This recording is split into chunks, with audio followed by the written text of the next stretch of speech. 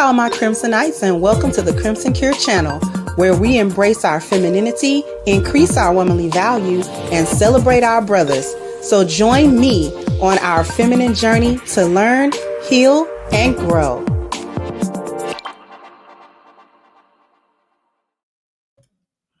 Hey everybody,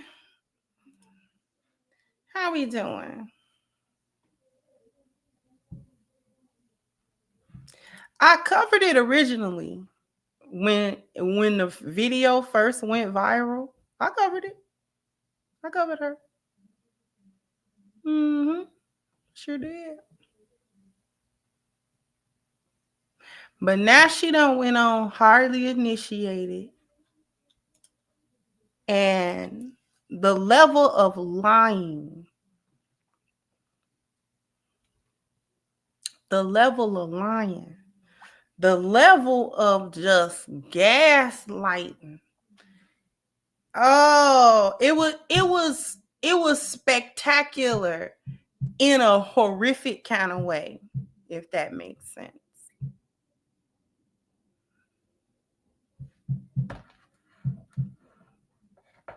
To watch her do what she did on Hardly Initiated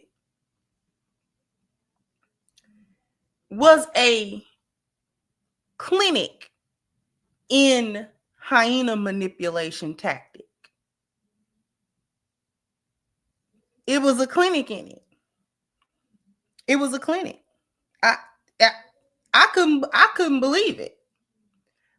I could believe it, but it was just like, for real. When you had other chicks in the chat that was like, nah, you not adding up. You not adding up. We don't like this story. Now, of course, it's always gonna be the boneyard taking up for another boneyard member, no matter what she do, no matter what she say, no matter what kind of lie she tell, no matter how sketchy it is, no matter how incomplete the story is, no matter how ridiculous all of the components are. You always got the denizens of the boneyard, these gutter snipes, ready to stand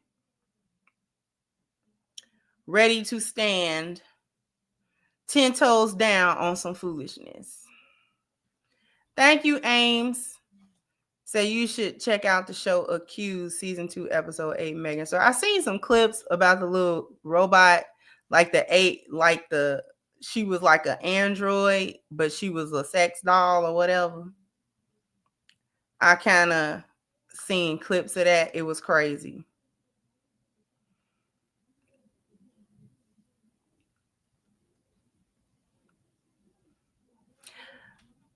All right. It was irritating. It was irritating to watch her sit up there and try to cry for 3 hours. That was irritating. That was I think the most irritating part for me personally.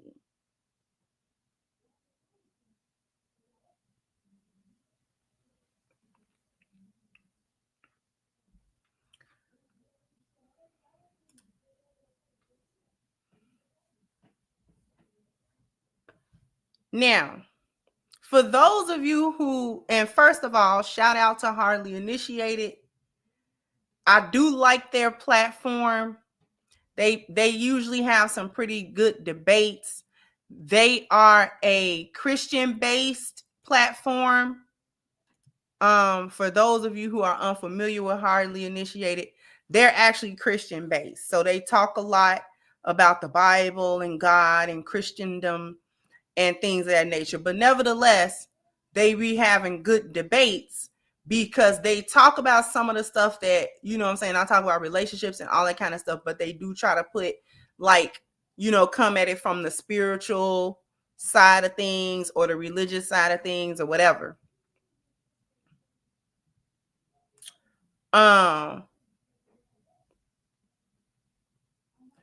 So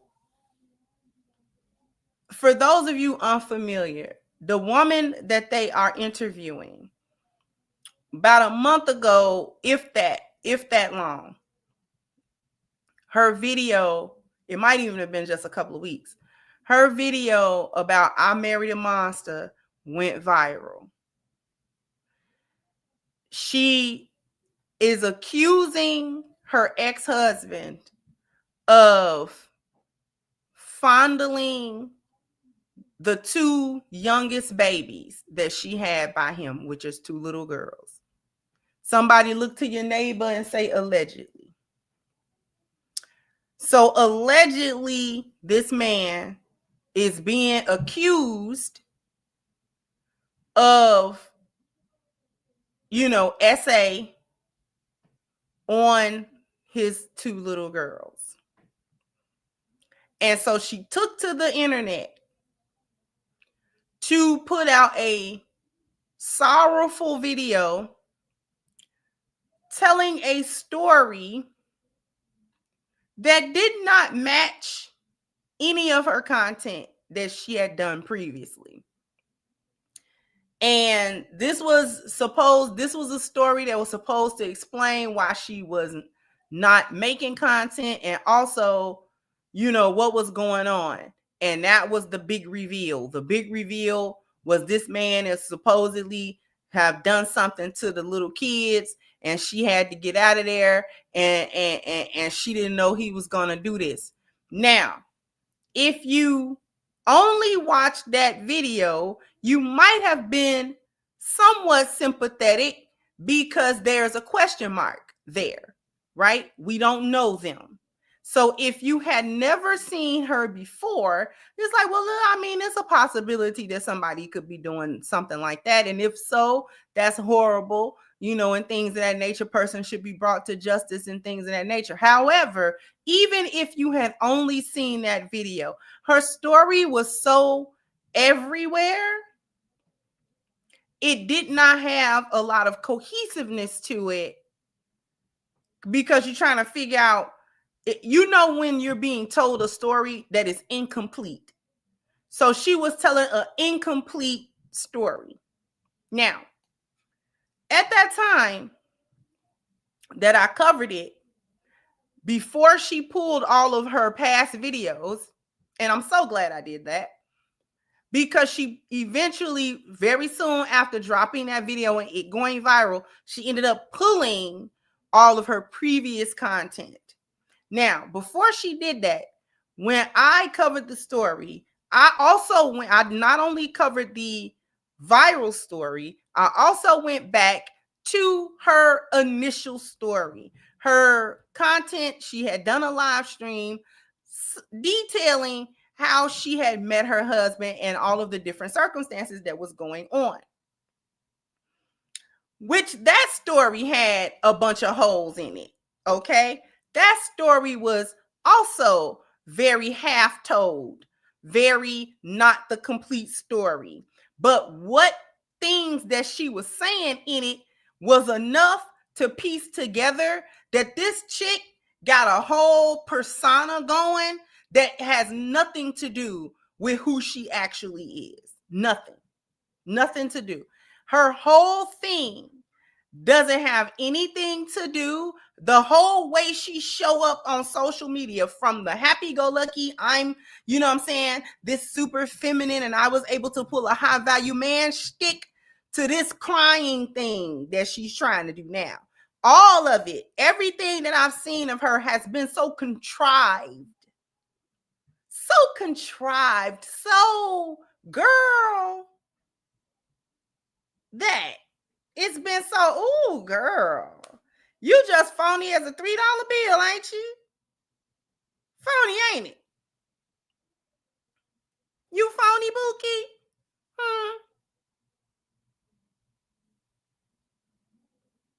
Phony baloney?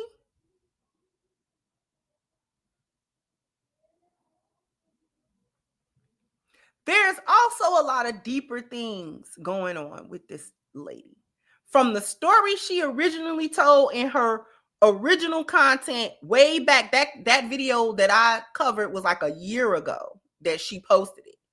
And she was talking about how she was moving this way and how she had got her sisters married and how she real good at, getting chicks to get to the point where they can get proposed to and get the ring. And then she was congratulatory she commended Shira Seven's content and strategies with her success on having landed this so-called high value man, and he was rich and this and that, and he wanted to take care of her and all her kids. But as she told the story about how she came to marry this man, you heard a whore. Why are you saying that, Crimson? That's so unfair.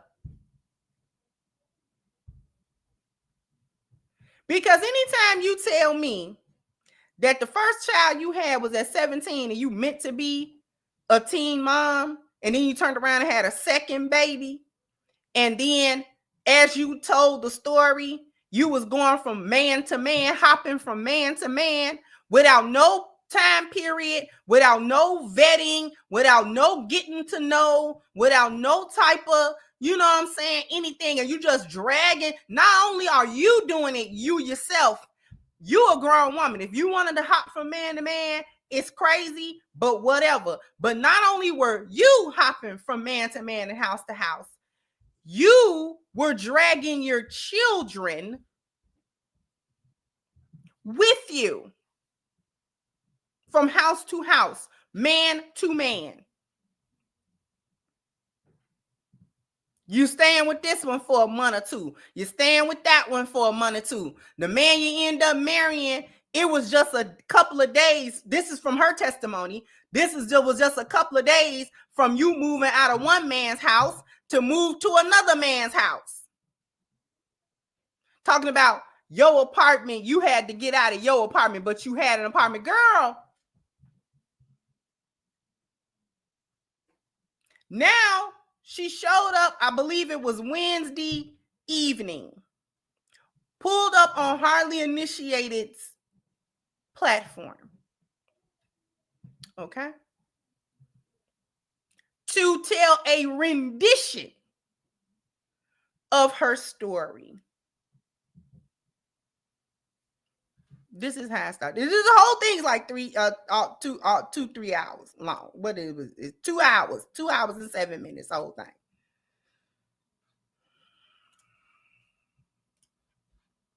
thing. In your early childhood growing up? Due to the dynamics of surrounding my birth, which I already talked about, I grew up with a single mom, and my mom did everything possible to provide for me and my little sister. And I think the hard part about being a single mom is that when you're trying to do everything, sometimes it's hard to show up for your children. And I know my mom has always done the best she could, and she's always given us. Why your voice crackling already? Why this ain't 6 minutes in, and most of that was they intro.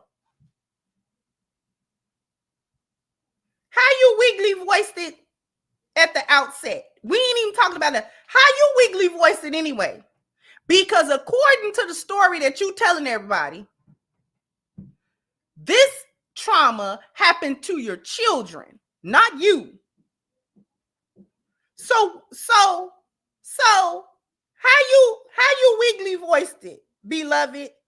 You can't stabilize your vocal cords for just a few minutes. You can't stabilize the vocal cords.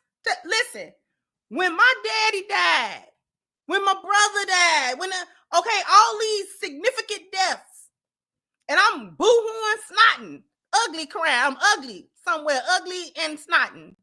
When it was time for me to take care of any business, talk to anybody, talk to a doctor, talk to the funeral director, talk to the, I could straighten my voice for the time period that I needed to straighten my voice and adapt your face and try to be presentable. We know a death just happened, but pull yourself together and take care of your business. And you're going to break down crying anyhow, just randomly. But you got to try to have some type of control. You getting up here trying to manipulate these two men. I told you she trying to put on a hyena clinic of how to manipulate men. The first thing that she's trying to do is she's trying to be cute. Because men like cute women. She could be the most horrible thing that you possibly could encounter. But if she's pretty, a man will hear her out. He'll hear it out. Stop me when I'm lying. She can come up with Lilith herself with horns, and I don't actually believe in that entity of Lilith. But I'm just saying, she could show up as a female, a succubus in all of her. But if the booty fat and the tatas is sitting, and she got them little horns, he'll hear out. He'll try to see what's going on.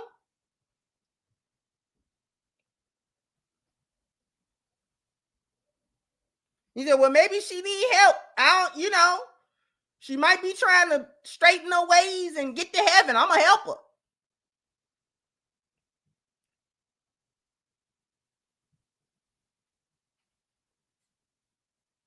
So that's number one. She's trying to be cute. She knew to show up kind of cute. To disarm them, she's done two specific, very specific things. Aside from trying to show up cute, she's dialed down her makeup. She doesn't have a lot of makeup on. She might have on some light coverage, maybe a little eyeliner. It's very dialed down.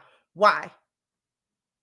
Because when men see the full, they think something else. She's trying to get sympathy from them. She's not necessarily trying to elicit their sexual responses. She's trying to get them to bring out the protector. That's what she's doing. She's not trying to incite them sexually. She's trying to trigger the protector. Because if a man sees you're kind of cute, you're not showing up a sex kitten to him. And the other thing that she's doing is she is broken down. She's presenting herself as this emotionally raw woman, but in a feminine way. Not in a, I'm going to, be real loud or be real boisterous or be angry. She's doing it in a very low key, because a man will respond to a female that is in distress or appears to be in distress, but also appears to be weak. This is the quintessential damsel in distress. She can't help herself. She absolutely can't protect herself. She is vulnerable. She is exposed. And she's a woman. And she is weak. And men are strong. And so, let me trigger their protective instinct, because this is key for her telling this half-hearted story that she's gonna tell. Because if she can continue to trigger these things out of many men, I'm not gonna say all, but most men are going to try to protect. Even when she tells parts of the story that his reasoning and analytical mind kicks in to say, no, that didn't add up. He may keep a pin in it, but he's still triggered now to protect her feelings. Even if he wants to bring it up, he now wants to do so in a way that doesn't further victimize, upset, or damage her. Are y'all with me?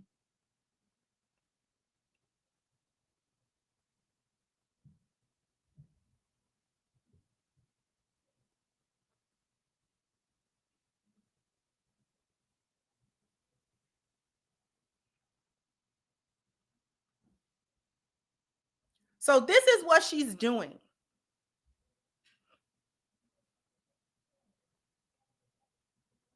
She's using what she can of her feminine wile to help her beguile these men into not holding her accountable. That's the key. The key for when hyenas do this, when they do this, because see, not all the hyenas get rowdy and rah-rah. Many of them do this. These would be what guys call chameleons. I really want the men to see this. The women already know. The women already know.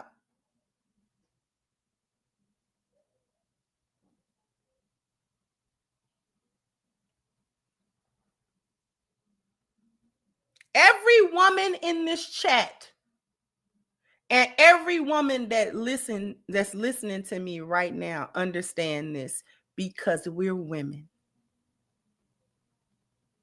We're women. And femininity is a subtle energy.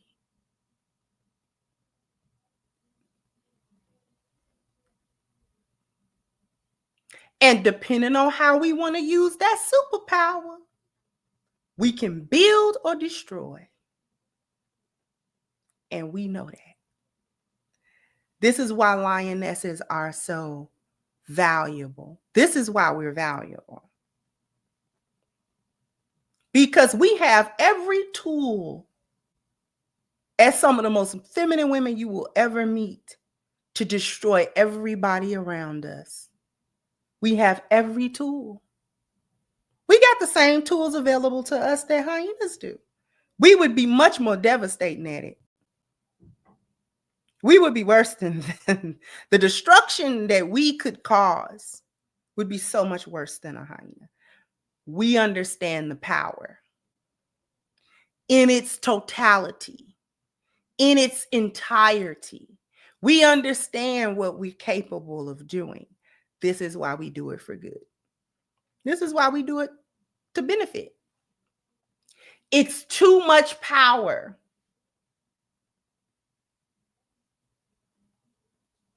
The lionesses in my chat, okay?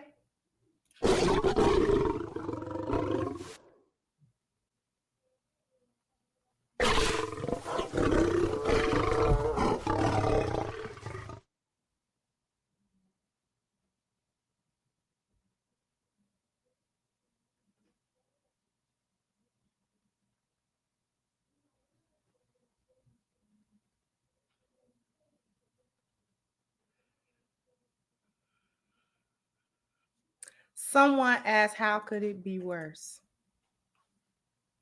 How much worse would Superman be if he had no moral code? Just to use a fictional character that we know is very powerful. How much worse what kind of terror would Superman be if he decided he didn't need a moral code? And I know that they've explored that in comic books, but you see what I'm saying?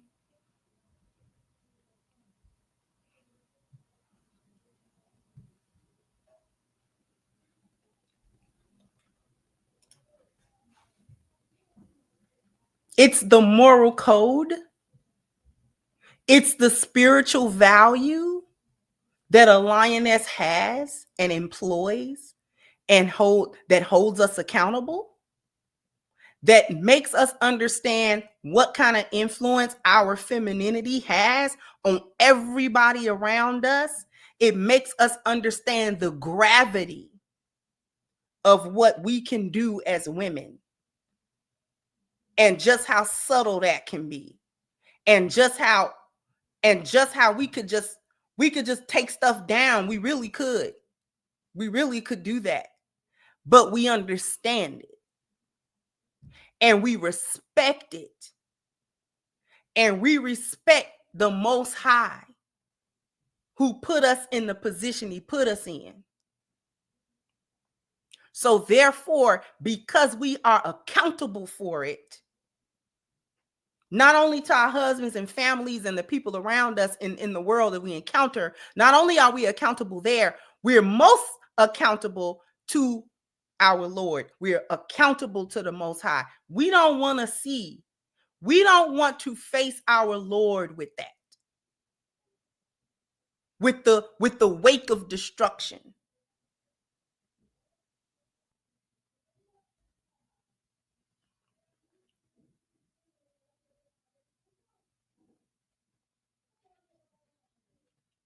So we take accountability. We welcome it. We welcome the order and the structure that keeps the check. We welcome that. That's welcome to us. Now, moving on.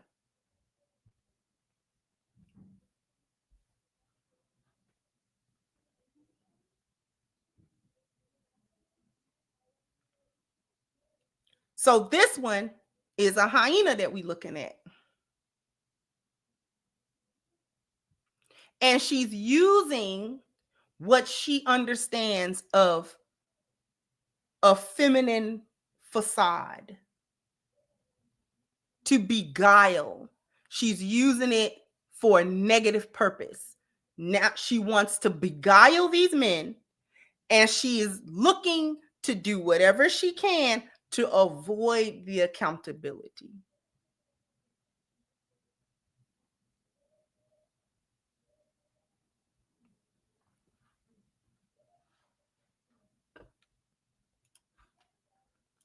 A good life, and she's always protected me. And I couldn't really ask for more, but I knew that when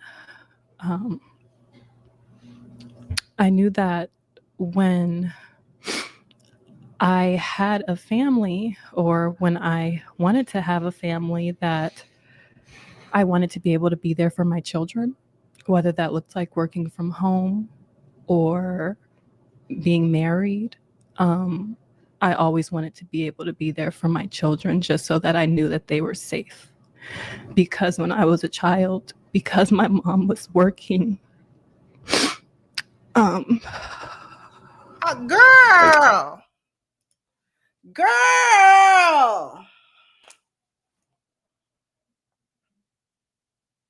are y'all seeing this? It was mind-blowing to me. What's mind-blowing, Crimson? Not really the words that she's saying. I could care less about what she's saying. It's the energy. She's manipulating the energy. That's why the women in the chat, the lionesses, are saying this is hard to watch. She's manipulating the energy in the room. And she's doing it for a selfish and a negative purpose.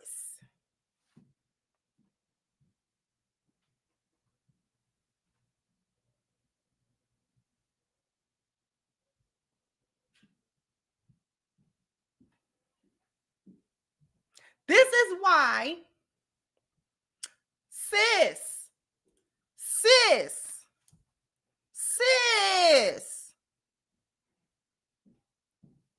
it was the wiggly voice trying to cry with not now snot bubble for 2 hours. How you trying to cry for 2 hours with not no snot bubbles? Huh? 2 whole hours? You can't even cry You can't even cry for real for 2 hours. You know what kind of headache that you get? You ever cried real hard for a while and then your eyes be hurting? Your head be hurting? You be ready to go to sleep. You like, I gotta go to sleep. That wear you out.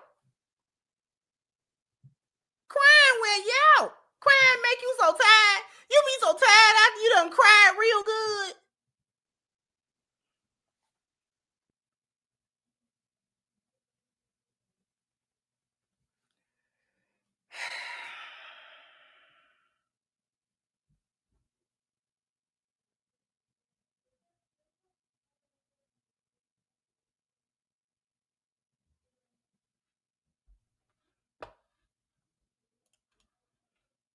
It left the door open. It's A the neighbor's wrong face wife thing. was supposed to be watching me after school, and her husband was taking advantage. And I was only 8 years old at this time. Wow. And I didn't tell my mother for a while because it was just confusing, and I was scared, and I thought I would get in trouble. Oh my goodness. Take your time. So just to summarize that, I want to make sure I understand. You had was it a single family home growing up? Your Yes. mom, she was a obviously hardworking woman that had to provide for the very family. much so. All by And in herself. school, always like has a PhD, all the above. My mom has really like strived. Every woman in my family, even my grandmother, it started with her. I mean, she owns a business, a very successful woman. There's multiple entrepreneurs in my family. So we've always just been, just go get it, make it happen. And I've always been that way. Before meeting my husband, I always worked, provided for my children. I never got child support for my 2 boys. I took care of them. I luckily was able to secure a job with a family business. So I was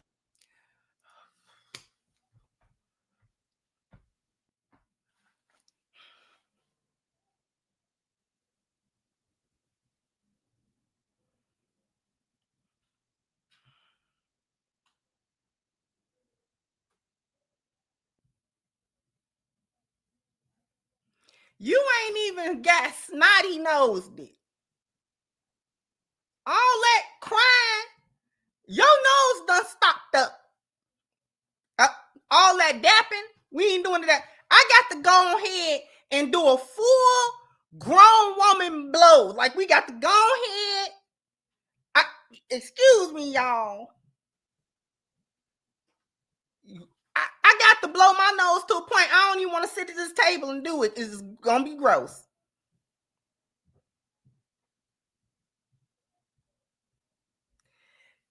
The acting need work. She cannot get an Emmy, nor can she get an Oscar, but she might be able to get a Tubi deal. The acting is good enough for a Tubi deal.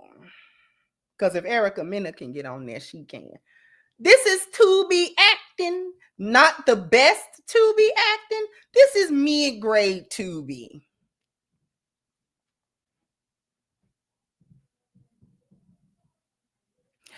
The reason why I wanted to do this today is not only to cook that lady there for these lies, but also to illustrate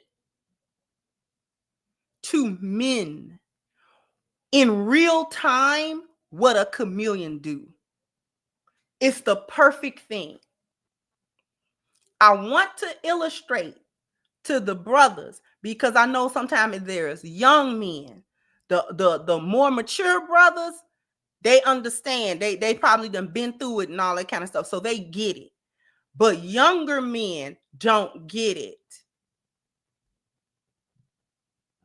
or they haven't encountered it yet. And thank you, sweetheart. Matter of fact, let me get to these super chats. Okay, I got to yours. Thank you, Grove. Says she got to warm up to cry like you warm up a car. Thank you, Eric. Said, yep. Now imagine him doing this evil nonsense in the workplace. And once again, thank you, Eric. Said this is a classic narcissist smear campaign. She needs to win an Emmy for this performance. And speaking of a narc smear campaign, Remy's doing the same thing. Thank you, a good sis, for your contribution, sweetheart. Thank you so much. Thank you, Dr. Steele. So this situation shows, ladies, be careful what you wish for. Just might get it. If women wish for 666, sometimes they get 666. And thank you once again, good sis. The fake voice tremble. Please shut up. I'm with you on that. And Beshua, who has been a member for 9 months, I appreciate you, sir. Flipping G, get his Scallywag Academy Award for Best Actress. She's so fun. It's just so fun. It's so funny. Thank you, Ruminant. Said tissue dry before she dabbed, tissue dry after. I mean,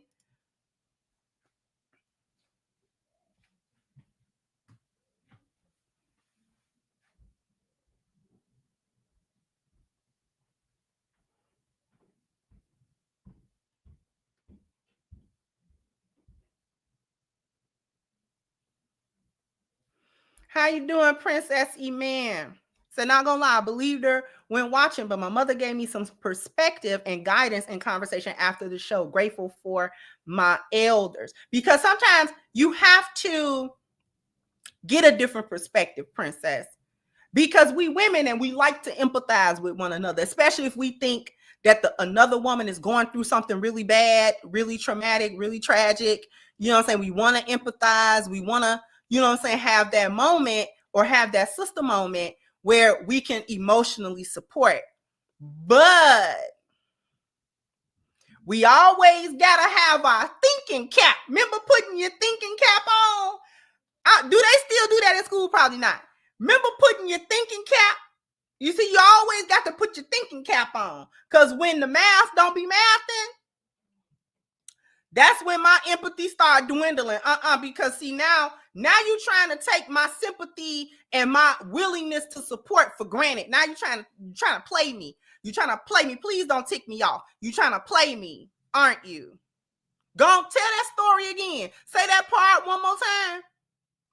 They don't like it when you start asking. Say that one more time. Now, when he did what? Now, when did he do that? Now, was that before that or the after that? And when they start bumbling, stumbling, and grumbling, that's when you know the jig is up. There's a lie in it. I'm done with the sympathy. Girl, get out my face. Do not tick me off. Don't tick me off today. Don't do that. Please don't do that. Because I'm trying to be sisterly with you and you about to cut it off. You about to make me pop you in your face. Please stop. Please stop.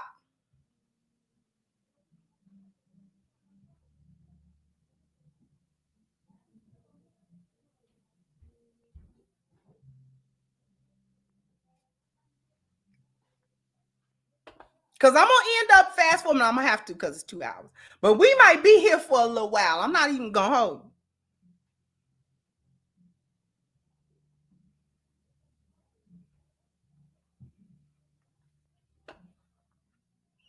Because we're going to skip forward. I'm not so much invested in the details.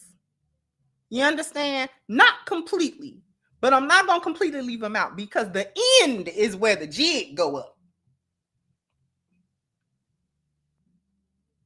The end is where the jig go up, baby. She dropped the bomb on me. She dropped the bomb at the end, baby. She was like, And that's how you know. Not only is it a lie in it, there's an ulterior motive in it as well.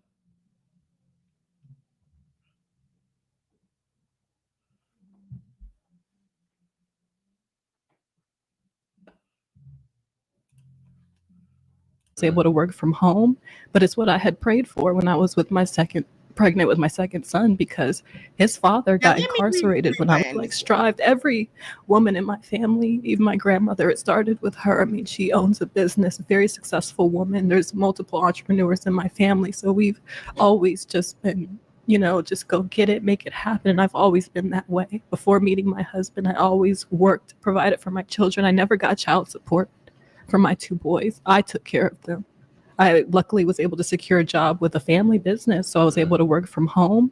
So was this family business the one that you so-called was making $90,000 with per year when you was just 22, 23 years old with 2 kids? Is that the one? Is that the job that you had when you was making $90K a year annually, but you was still moving pillar to post and from man to man and from eggplant to eggplant? Is that the same job? And if so, why are you unable to have that job again?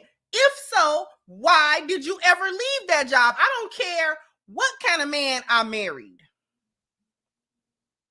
And I don't care what he had. If I got a job that I'm working with my family and I'm making $90,000 a year as a 20-something-year-old woman with 2 kids, don't you know I'm going to keep that job? And any man that you're married to going to want you to keep that job.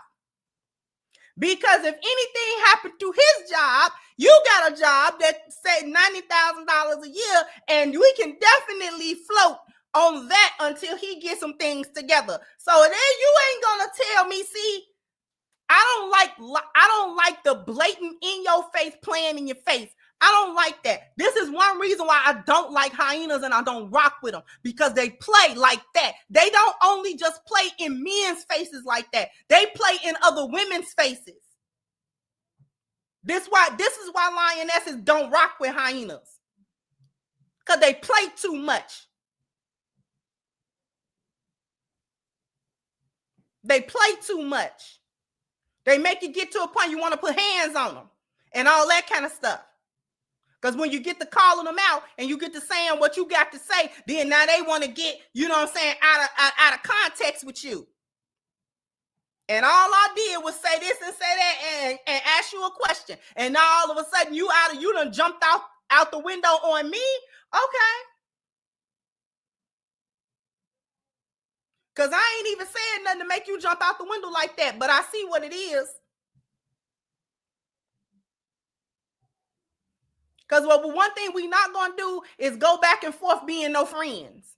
I am not going back and forth being no friend of me with no chick. Okay?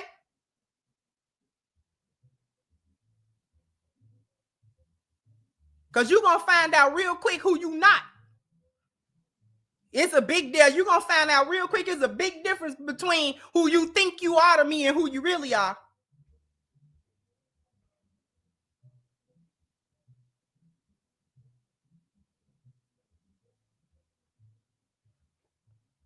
Now we can be nice and we can be cordial and all that kind of stuff. Don't get out beside yourself. Please don't. You will see another side. You will not like it. This is why lionesses do what they do. We bite hyenas and it go left, or you go all the way left after we do that. We can't be sisters with them. We can't. Because that's like they don't take accountability from the men. They don't take it from the women either.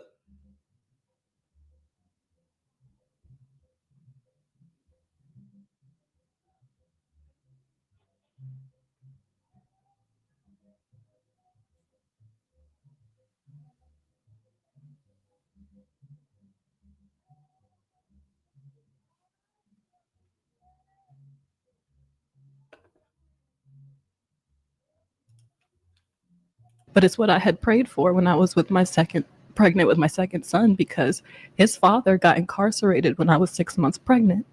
And I didn't know what I was going to do, because it was just going to be me. And he didn't get out until my son was about 9 months old. But I had to figure it out. And thank you to my aunt and uncle for giving me that opportunity to be able to be home with my children and provide for them. And we had a nice apartment, and, we had all the good things. I had my own car. I had all my own stuff. But I remember it was one Christmas when it was just us. And I said, you know what? I would like to be married. Like, girl, and I had never said that before. I never wanted to be married, just because, I haven't really seen a lot of successful marriages in my life. So when, I'm sorry, I'm talking too far away. But when I had that Christmas, it dawned on me that, maybe I should really put myself out there and try to find a good man for these. Was you ain't had no money. That's what dawned on you. What dawned on you is you ain't need a man. You needed a sponsor. You needed some help. You had them 2 kids struggling. Okay? That little money you was getting from hitting that little pole or whatever you were doing. Because if you ever had anything close to that amount she said she had, baby, you was dancing. I don't want to hear that. I don't want to hear no family business, because if it was a family business, you'd be able to go back to it. I don't want to hear that, because right now you got to go fund me up. Right now you want somebody to hit your cash app. Okay? Pull up your cash app. Pull up your PayPal. That's what you want today. What happened to get a job? What happened to getting a job? What happened to go out there and get a job? Now you got 5 children. And the man that you had the other 3 with don't want you no more. You lost your sponsor.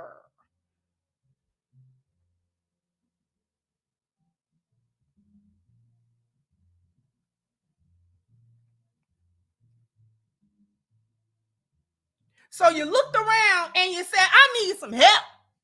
Not help. I need some help. That's what you looked around and said. I got these kids and I need some help. Again, not help, not HELP, need some help. HEP, you need some help.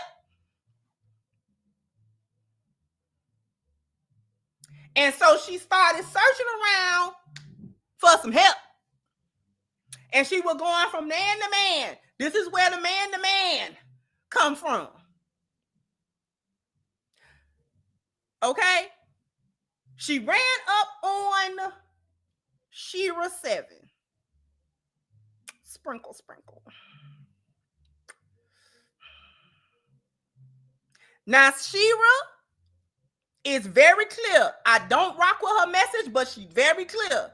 She does not say that she is giving no type of woman no advice about how to be no good woman and fall in love with nobody. She is specifically saying that this is how you manipulate your way into a situation where you have a man pay for your lifestyle.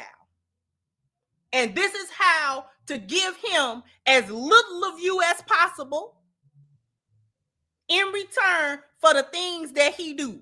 And how to keep him on a string and keep him this way and that way, how to get you a simp and all that kind of stuff. She never say, oh, you know what I'm saying, you need to be a good woman, because she never says that. She's very, very honest about that. Her platform, her advice is not there for you to be a good woman and a good wife. Her advice is aimed specifically at how to gold dig and how to manipulate your way into a man's life so that you can usurp his resources. That is what she's about.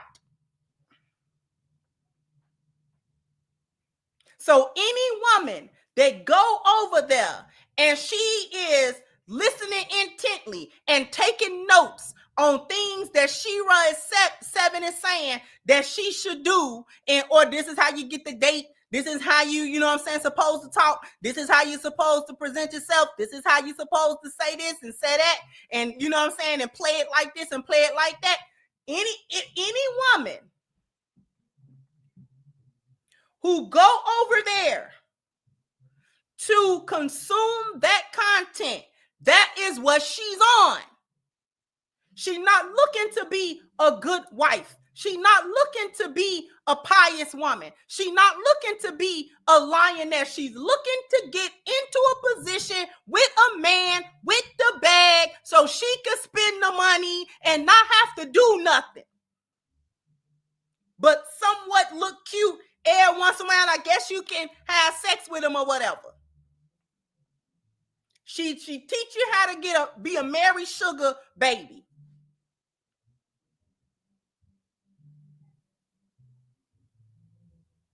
She ain't talking about none of that spiritual stuff. She not talking about how to be in love with nobody and how to get into a covenant. It's a strict transaction. Get the paperwork, because if he quote unquote don't act right and all that other kind of stuff, drag him to court. If you got a couple babies, good for you. You know what I'm saying? Get the child support money, get the alimony money, get yourself ready. You know what I'm saying? Make sure you know the divorce laws. Make sure you know everything, every loophole and things like that you're supposed to get by law and all that kind of stuff. That is what Shira's on. She don't miss no words about it. She don't. She don't. So this one admittedly a disciple of that information. And all of her content, which she has pulled. So if you didn't see it before, you don't have it. Was glorifying everything that Shira was talking about. This is, her advice worked for me. You know, I was able to level up my looks and this, that, and the third, and make sure I was this and make sure I was that. And, you know, go get you an older man and all. Because in her video that she was talking about, you know what I'm saying, how she met her husband, she said that her kind of man was a little street dude. You know, she wasn't looking for no rich man or no high value man. She was looking for the man that make her wet. And that's who she had them 2 babies by. That kind of man.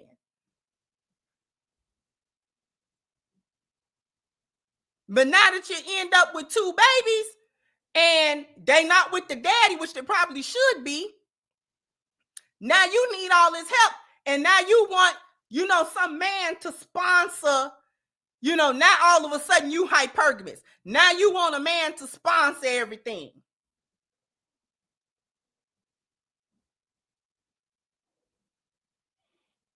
Sitting here talking about, I just wanted to be married. No, you wanted a man with a bag. That's what you wanted. You were looking for a man with a bag. You wasn't looking for a man to love you. You wasn't looking for a man to be a good wife to. You was looking for a man with a bag that you could take advantage of. And you monkey branched until you found one.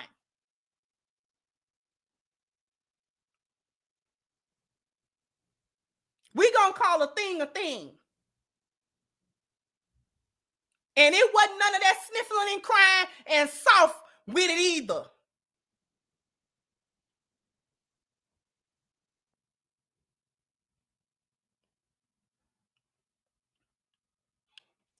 She went to social media and she got this tip and that tip and all that kind of stuff on how to be a manipulative hyena. How to refine her manipulative hyena ways. That's what she was doing.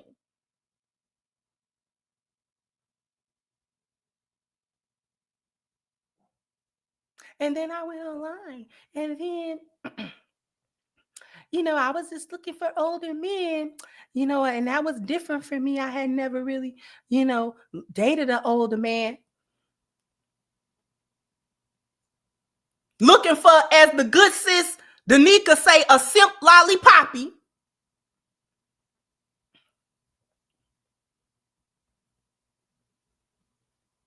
And all the while, she's dragging 2 kids with her in and out of foolishness.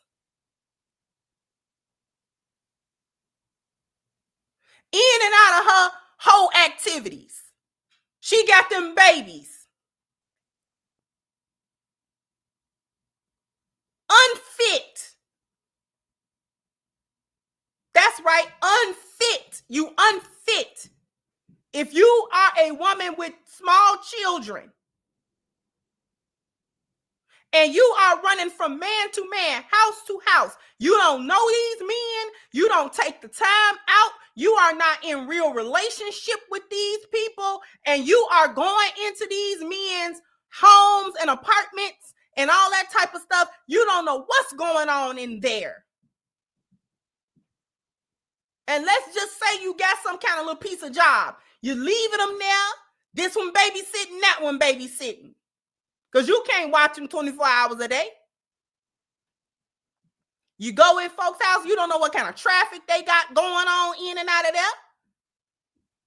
You don't know who they comfortable with, bringing them to their apartment and they, you know what I'm saying, place where they stay. You ain't paying no bills because you call yourself trying to live a soft life, so you ain't paying no bills, so you ain't got no say. He tell you to shut up and go sit down and get that little bad boy up out of here. One of the men she was with told her that them kids bad, especially that little older one. And do he got somewhere to stay?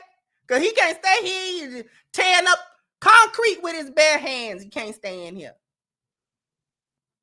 You want all us to leave. And she said he packed our stuff.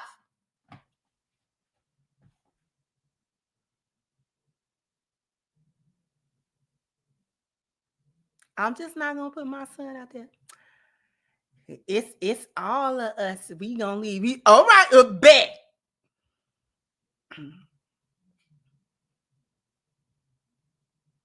I don't know who you're gonna call. Call Ghostbusters. Tell them to bring that little car over here so we can put that stuff in there. Cause that little boy that bad.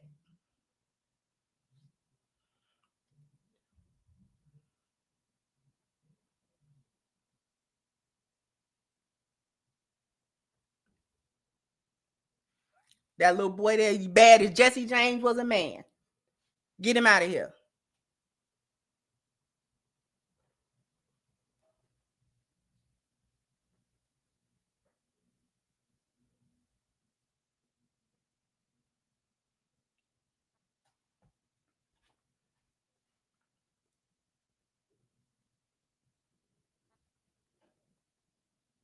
And no sooner than you got out of that man face, the one you ended up marrying, he said he called. She said he called, asked her how she doing. I just got out of a place. Now, why would you tell a man that you just got out of a relationship and moving out of a man's house and you need somewhere to go to figure things out if you have an apartment that you paying rent to? Why would you do it? Why would you even be anywhere? That I said that in the first time I covered it. If I have an apartment where me and my children are staying, and this is a place I pay rent in and bills, and this is our little place that we got, why am I anywhere moving in any man's house for any reason? We had to get out of that. That's because you don't pay bills. So you goes into a place, you have some man somewhere to pay your deposit in your rent, your deposit in your first month's rent, so you can move in there. And then once you get in there, you be in there a couple of months, you fall behind and stuff like that. They get the eviction process started. And then while they doing the eviction process, because that sometimes that take a little while, the court date and blah, blah, blah, blah. So they give you 30, 60 days and all that kind of stuff. So, during that little 60 days, you trying to find a man you can be with. Because you don't pay bills. You're irresponsible. You're irresponsible. Every decision that she said she made was an irresponsible decision. These are not the decisions of grown women. These are not the decisions of responsible grown women who are mothers. These are not that is not responsible. You're irresponsible and you're unfit. And them kids needed to be with their daddy.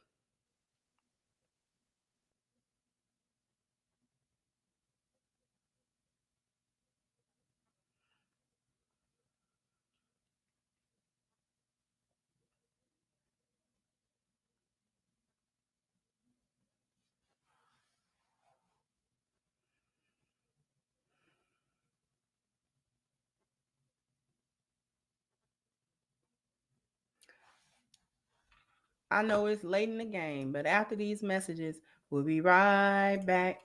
Because the link is pinned to the top of the chat, ashkicking.com. This is the season to get gifts, not only for yourself, but for all of your loved ones, for a wonderful package of body butter and all of these various personal care items that I know that you want. Definitely click the link at the top of the chat. Once again, it's ashkicking.com. If this is going to be your first order, take advantage of the 10% discount using the promo code Crimson at checkout. Once again, the link is pinned to the top of the chat at ashkicking.com. I owe you guys a bam, bam, bam, bam. You got to hit the like button. Bam, bam. You got to Go ahead and hit the like button for me. Let me get to the main lion. Thank you. So these kind of teary-eyed comedian females that get you hemmed up just as quick as the boisterous hyenas. Thank you, Dr. Steele said, where are the teardrops? Why isn't her mascara running? Thank you, Dre. The dreams that keep the message going, Lioness. And he became a member. I appreciate you so very much. But now you have been promoted. You are now one of my elite employees. Thank you so much, Miss Bella. Has been a member for 8 months. As she said in one of her videos, she has a spending money problem, was digging for gold and got dropped, got divorced. Exactly. Exactly.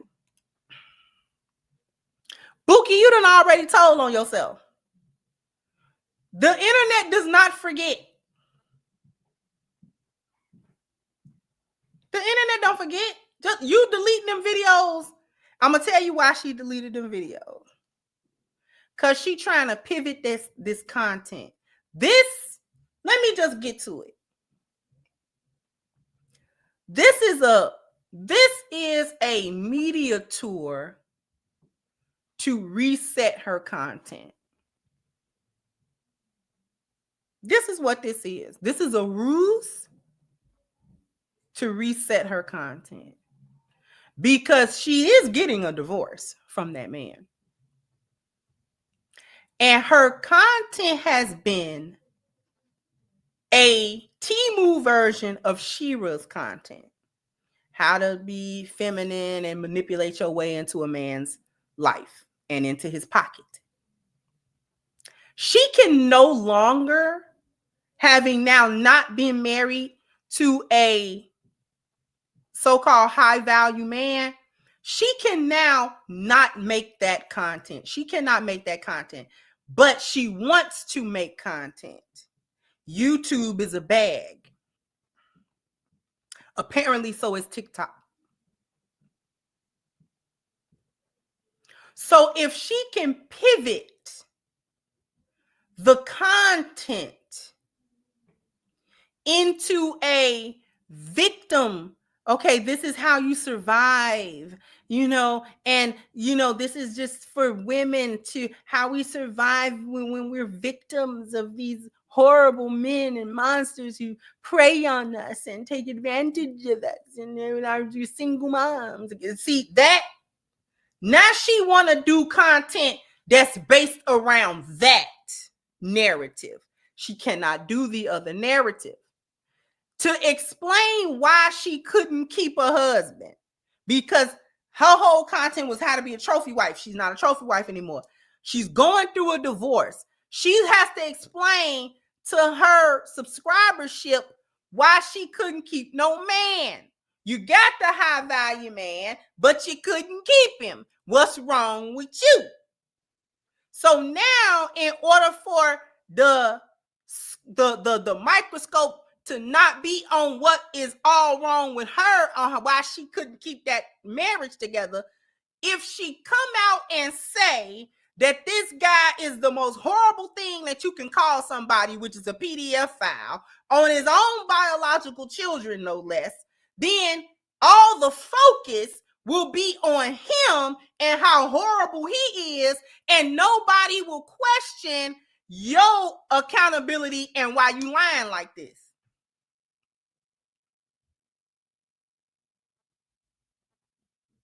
This is all a grift. Okay? This is all of this is a grift.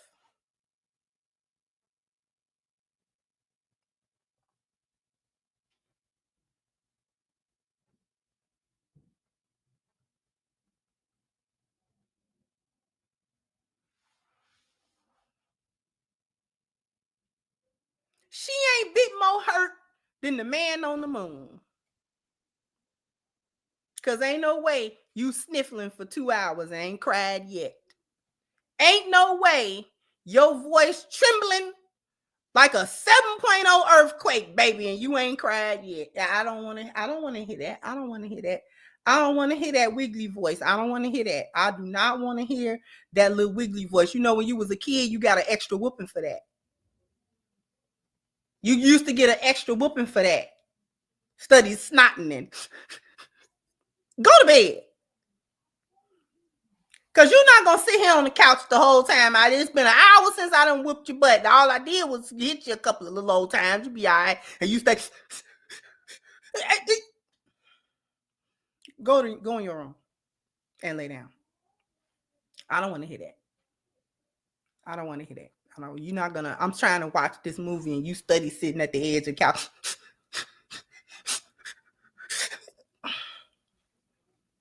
You want me to give you something else to cry about? You want to cry? You still crying? You want me to help you with the crying? You want me to give you something so you can really cry? You want to cry again? Well, shut up. If you don't know how to quit sniffing, go in your room. Everybody gonna listen to that for the next 6 hours.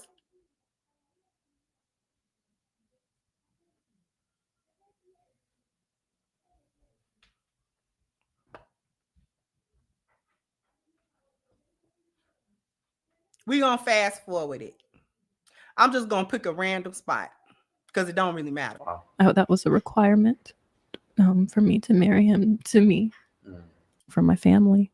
So I knew I would have been able to find something. I just hadn't had to plan to move so quickly. Yeah. And I moved my stuff in, went to the hotel, and the day after we got married, we went home. Wow. Started our lives. And at that point, when you agreed to the marriage, if you could, give it on a scale to 1 to 10, how eager and excited were you to get married, and not to just get married to this particular gentleman, but just get married in general? I was over the moon. I thought it was my fairy tale. It seemed almost too good to be true. I just kept praising God, how good God was. That this happened for me and my children, and we were finally a family. That's the other thing.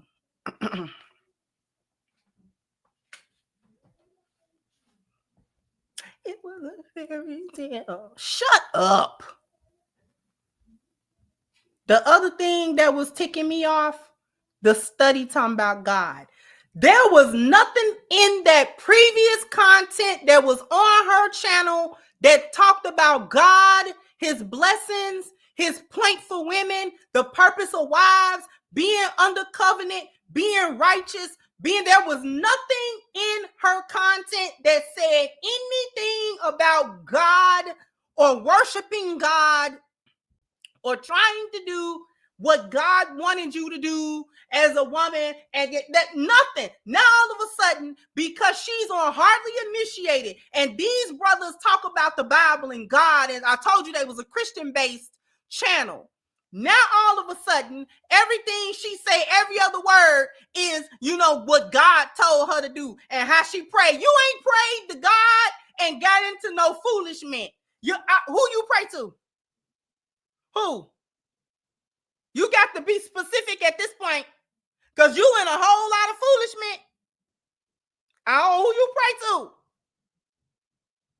Huh?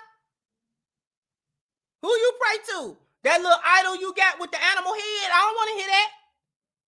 Because I know you ain't talking about God and She-Ra is a witch.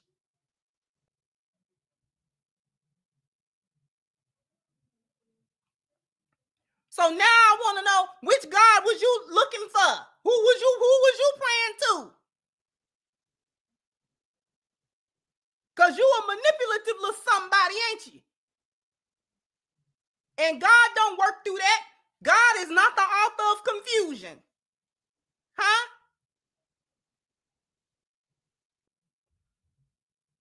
Okay, because ain't no way you done prayed to the God of Abraham and got this kind of foolishness out of it. You just did. You didn't.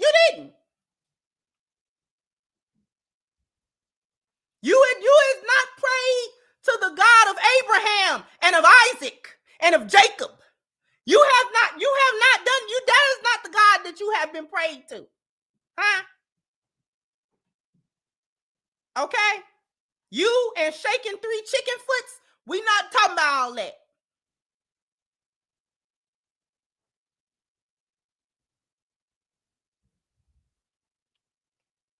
I can't stand when a hyena start putting God in it. I don't like no spiritual hyena.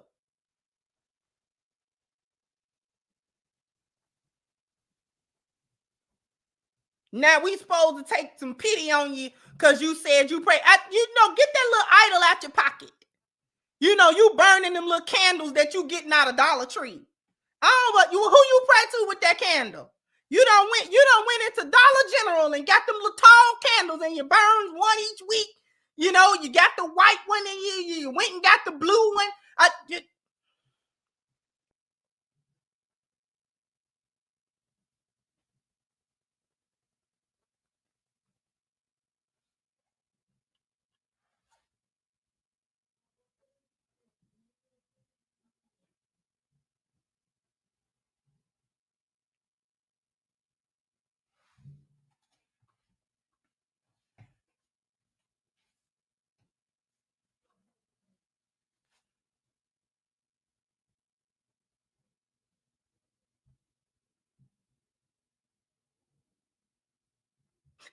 God.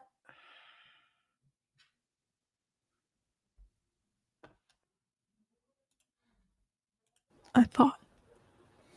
And at this time, when you decide to make the decision and you go about, informing your family, how did they receive that information? They were shocked. I actually made my husband come as my ex. I made him come ask my mother for my hand. Wow. That was a requirement for me to marry him to me. And he did. You did not have a requirement, ma'am.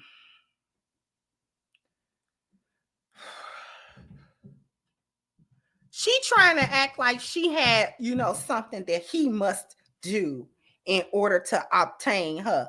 What did them two pookies do to obtain you? Huh? What they do? What they do to obtain you? I know what they did. Come here, shawty. Come here. I ain't trying to act all stuck up. Come here. What's your name is? For real? Oh, you look good. Come here. Get in the car.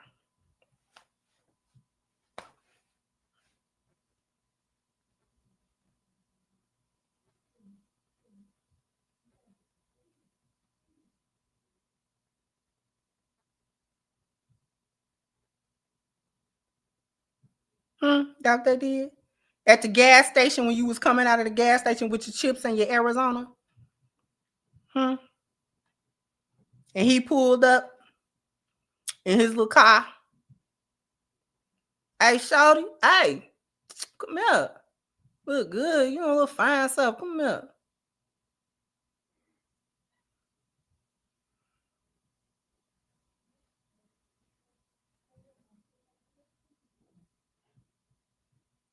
Now all of a sudden he had to come ask your mama. Why you didn't ask your mama for some sense?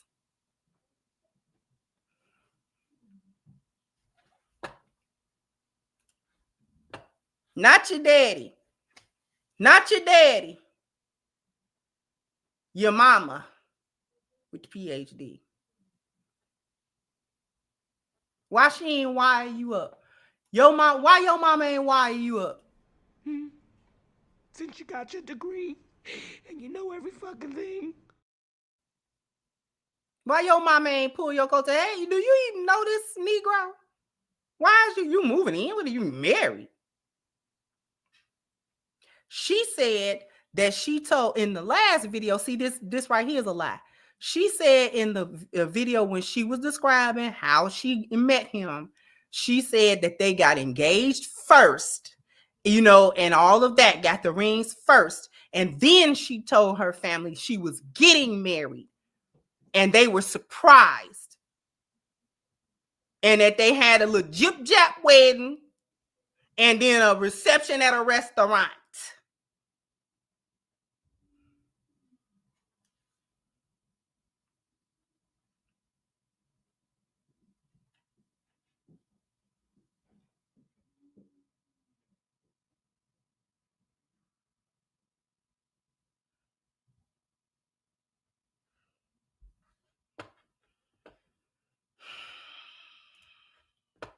We're going to skip forward because this little doctor on here She wasn't buying it completely. But we gonna go a little bit. We gonna go before the brother get on there. We gonna skip.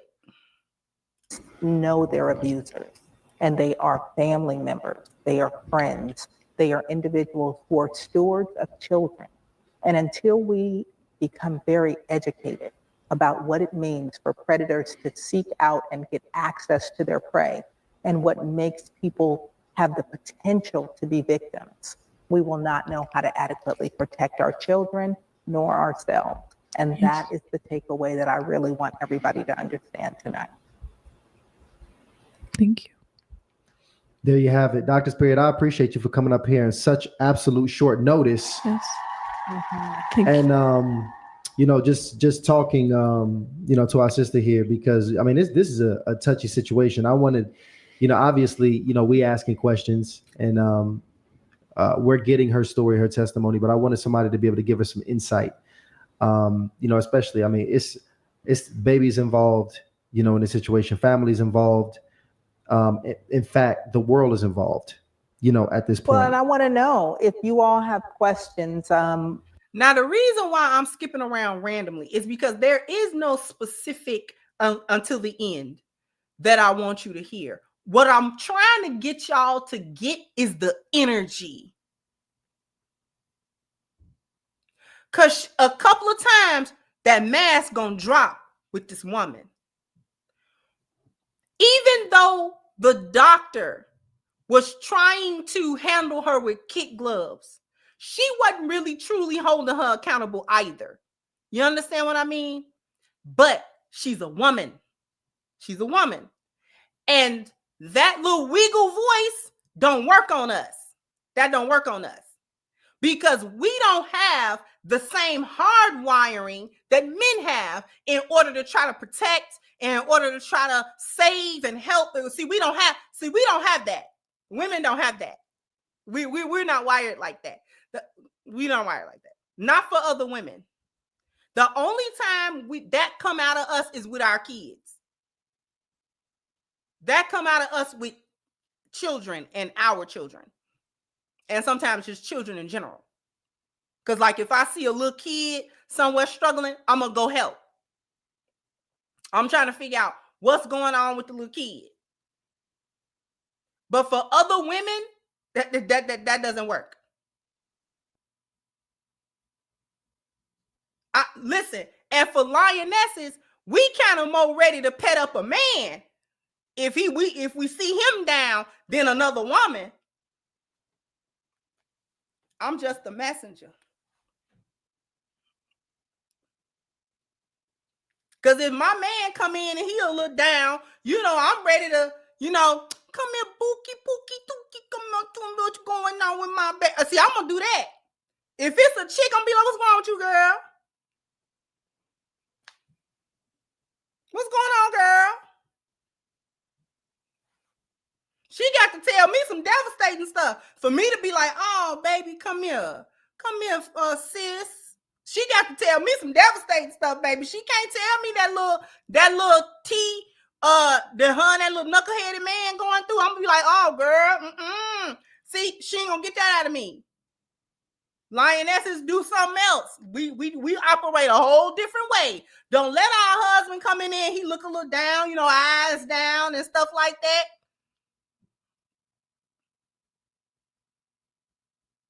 We gonna get the baby in and poo-pooing and tutuing. Am I right?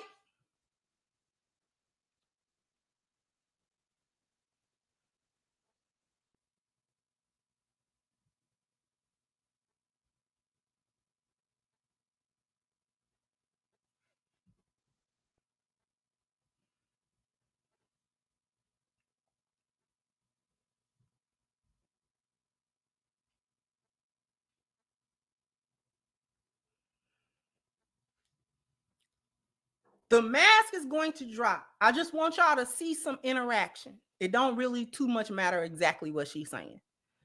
I want y'all to read her energy. I want specifically, again, for the men, read her energy. Read it.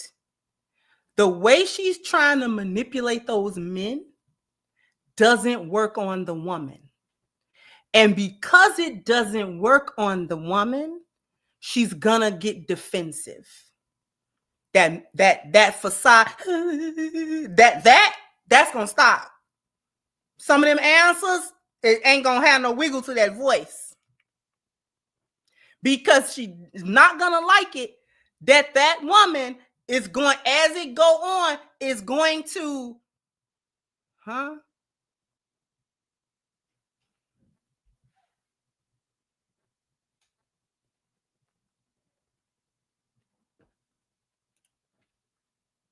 One of the populations that I have worked with over the years have been convicted sex offenders. And so I have had an inside understanding in the minds of individuals who have behaved in such ways. And I'm curious whether it is this young lady that you guys are speaking with tonight, or if it's members in your chat who may have had questions about how do they protect themselves, how do they protect their communities. What is it that people need to know in order for us to not only heal each other, but in order to make sure that there are no more victims among those that we love? Yes. Please share with us any knowledge that you have is helpful, not only to myself, but to everyone. And what I'm going to do is I'm actually going to drop the link in the chat so we can come up, so the audience can come up and join Dr. Spirit up here. Absolutely, y'all. So go ahead. It's about that time. Dr. Spirit, we got your time tonight. I know it's nice and late. You gonna rock with us here tonight? I'm gonna rock with you for a few minutes. I'll give you a good 20, 30 minutes. Come on. There you go. We got about a good 20, 30. So y'all get some free therapy. I think Dr. Spirit is like 3 years back rolled right now. If you're trying to get some real therapy from Dr. Spirit. We'll take it. Thank you, So we're gonna ma'am. go ahead and we'll get a light 30 minutes in. So Ryan is dropping the link in the chat. And what we're gonna do is you guys can head backstage when you want to join, and we'll bring you guys right on up. All right. And I think it's quite a bit we can speak about. And I know, you even, getting into the relationship with your husband, it was fairly quickly, and it was something that she was really, really looking forward to. Yeah. And, it was so many messages that I passed from our family, some good, some not so good. And then the messages that I passed through media.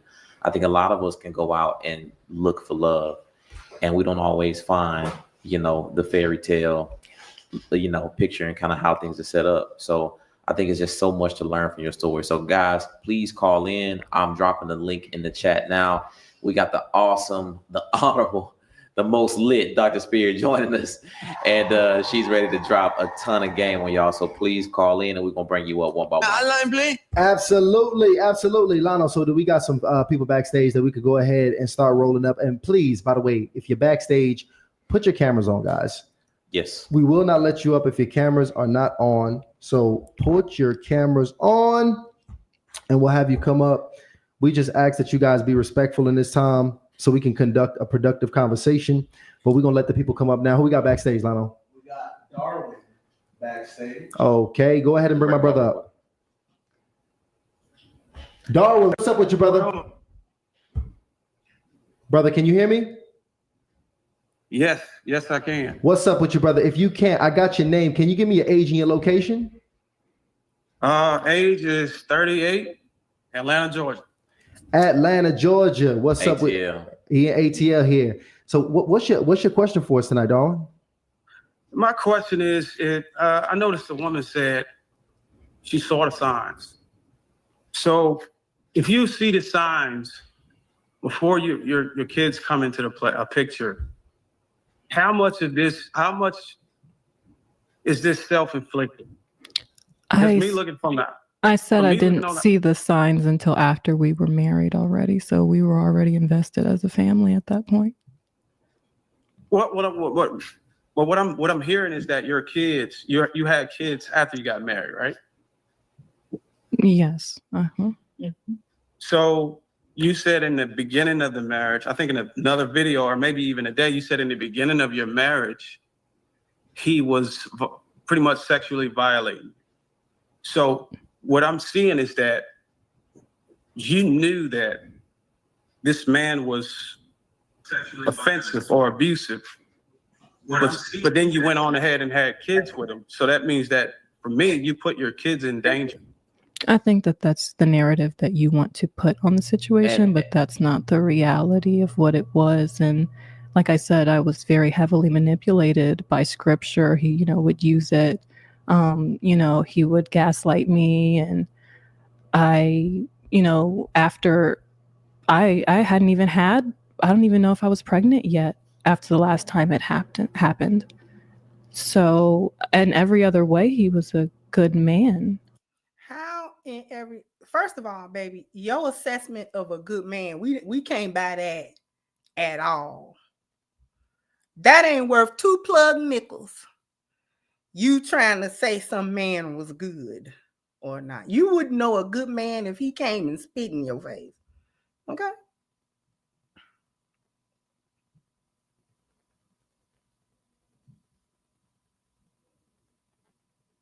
But you see how that voice started changing? Because the brother Darwin came up and he was trying to be as respectful as possible. But gotta ask you the question. And they sitting there, Dr. Spirit's look on her face is like trying to monitor what he say, because she gonna be ready to jump in if she think it's not right. But also, this is what she was thinking.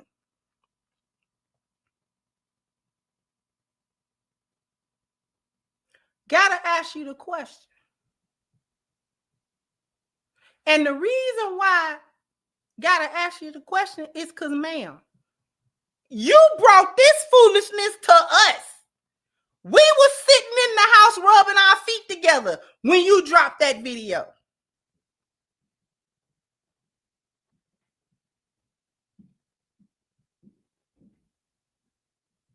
You gave this to the internet. Now you don't get to dictate.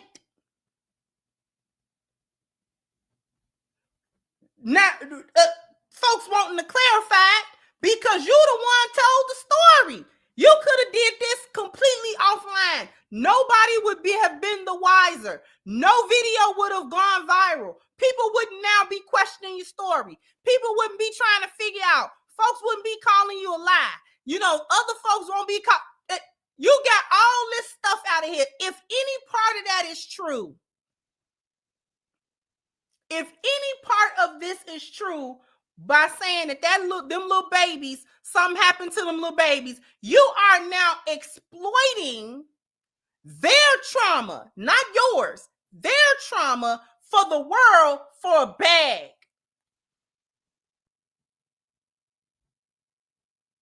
And you wanted to come over here to the rest of us. This interview was completely unnecessary, because what kind of testimony is you giving? What kind of interview are you having with no new developments and no new information since you dropped that stupid video that went viral? You came on Hardly Initiated to say what?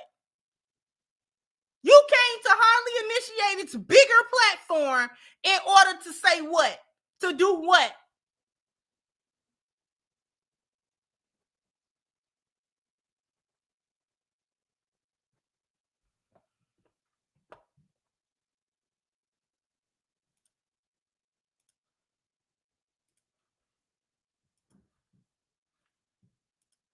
I didn't think that it was worth throwing my family away, or the family that we were trying to create, because he had done those things. And unfortunately, I didn't realize that that would mean that he would go on to abuse his own children. I don't know how someone would correlate the two.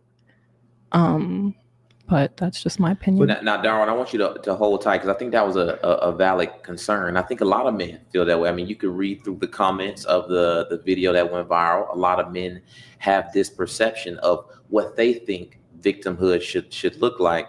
So, Dr. Spirit, I want to get your help here, because for the people who are posing this type of question, hey, if you've already experienced this abuse, or you've already experienced some of these negative things, how could you continue to move forward in a relationship? Dr. Spirit, could you give us some context on why someone who has been victimized may continue to continue with the relationship? Because oftentimes a victim believes that it's something that is unique to them. They don't believe that the person that they love could be, even would consider doing more heinous things. Oftentimes they think that that's something that's specific to their relationship. One more point. One more point. If you only know him, but like maybe we'll give it a month, and you done got married to this man, and he do quote unquote something like that to you, what in your mind made you stay? The doctor said love. You ain't love him. You don't love him. You don't love him because you did not take any time to get to know him. So how you love somebody you don't know?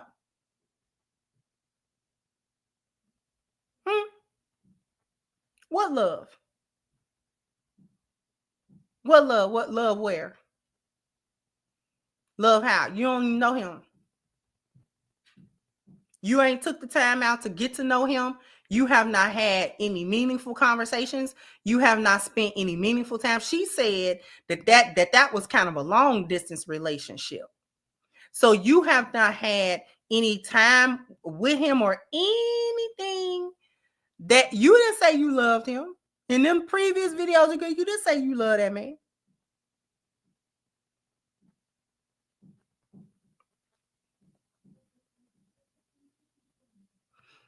Another point that I want to talk about. This is the married hyena. Now that things is unraveling, now she wants to don the cloak of lioness. Of this is how you're a wife. And you're a hyena that somebody unfortunately married. They don't stop being hyenas. Listen, let me say this. Once a hyena, always a hyena. Do you understand me?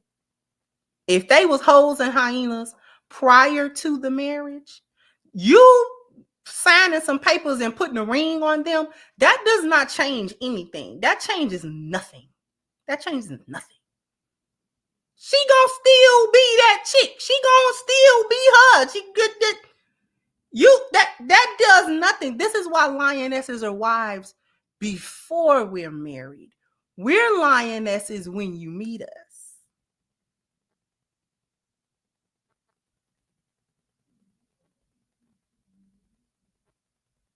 He who findeth a wife. You can't find a woman that you gonna marry that's already married. No, wife is not the title. Listen, let me tell you, being a wife is not the title. It's not the title. It's the position, not the title.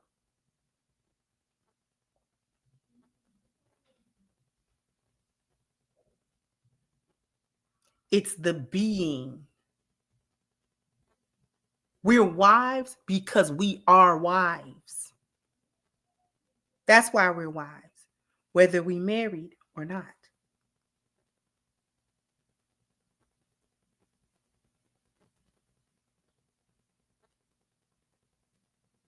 And a hoe gonna be a hoe with a ring and some paperwork. Just because you lock the hoe down don't mean she turns into nothing else. You just locked the hoe down. I don't know why you did that.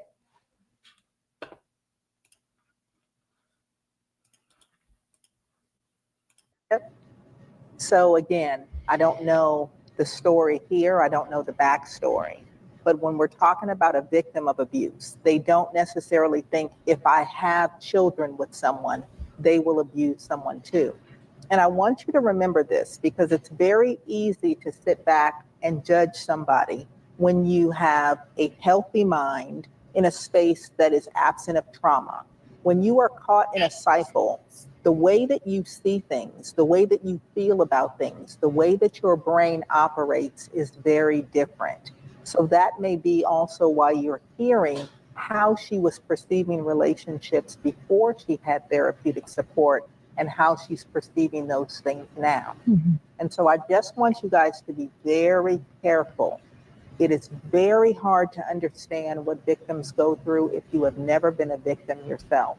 But one of the things that most victims will tell you on the other side of healing is that nobody is judging or critiquing them more, and nobody is suffering more than the victims who are going through the experience. Well, So the reason, asking questions are important, but asking them from a place of objectivity is even more important.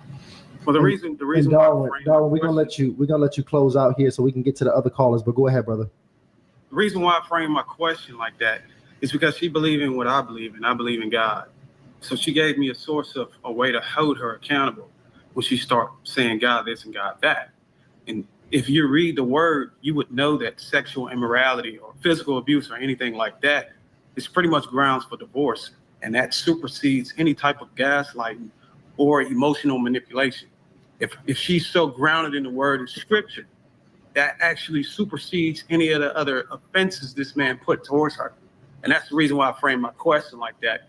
Because if we're going to call ourselves spiritually driven and backed by biblical principles, sorry, that's my son in background, we have to be unwavering. We have to be unwavering. And that's the only reason why I framed my question like that. But my sorrows goes out to you. I hope that you can heal from this. And I appreciate you, Dr. Spirit, for talking to the lady. I appreciate you as well. And please understand, for everybody that may be in the chat tonight, I want you to understand that it's not about defending anybody. It's not about debating anybody. The only thing that I want to do is offer as much clarity as possible, because I want us all to be our best selves. And I wish that more pastors had Darwin's perspective. I wish that more church members had that perspective that says be unwavering in support of victims, because most folks who are working with church folks who are being wounded by their partners, who are being wounded by their spouses, who are being wounded by family members, if we were unwavering in abuse and we protected and stood up for one another, we wouldn't have victims stand in situations trying to take it to prayer closets, praying it away, acting like it doesn't matter, being ashamed, and keeping that trauma a secret. So here for healthy, however we have to find it. Absolutely. And Thanks so much, Darwin, for I joining appreciate you, brother. Thank you so much. Let's get the next one up here. Mhm. We got a young lady. Now, what I'm gonna do, and yes, this is why hyenas love victimhood so much, because they are 100% convinced that as long as they're the victim, you can't apply accountability to them, because it's become victim blaming at that point. Victims in their mind have no accountability for the situations that they find themselves in and stuff that they volunteer for. Because they saying all of this stuff as if we know that that man is guilty. They saying all of this stuff as if we know for a fact that this man is guilty. He ain't been convicted of nothing. He have not been judged in a court of law and found guilty by his peers, by a jury of his peers. Where is the case number at? Did they book him? He got charges? What?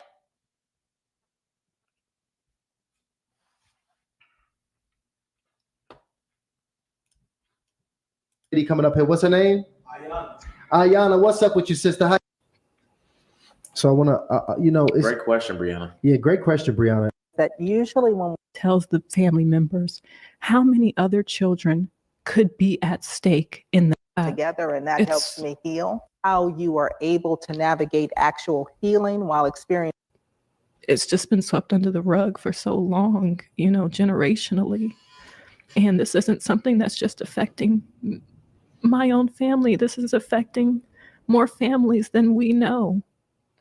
And it was important to share, especially in the wake of the Menendez brothers case and just all that's going on in the world with, all these predators being exposed. And Cat Williams was very prophetic when he said that this is the year Time is up. This is the Not year. name And I dropping knew I at had to me. say something.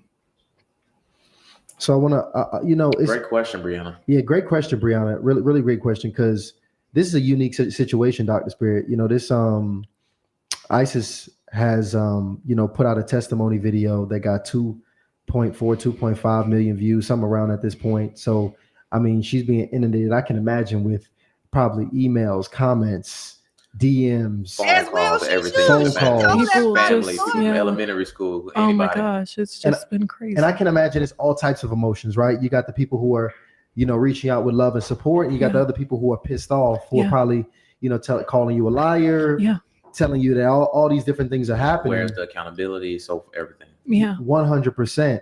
So, I mean, that's a unique situation, Dr. Spirit, to kind of be dealing with that whirlwind, of other people being involved in your business at this point, and you're a content creator. So the thing about it is and I don't like it because it's being said other people in your business. It's being said as if she didn't invite the world into her business. I don't like that. And speaking as a content creator who has 115,000 subscribers and many more hundreds of thousands of views on my content, I recognize that once I make something public, once I make a viewpoint public, once I make any part of my personal life or thought or anything like that public, it is now up for public consumption.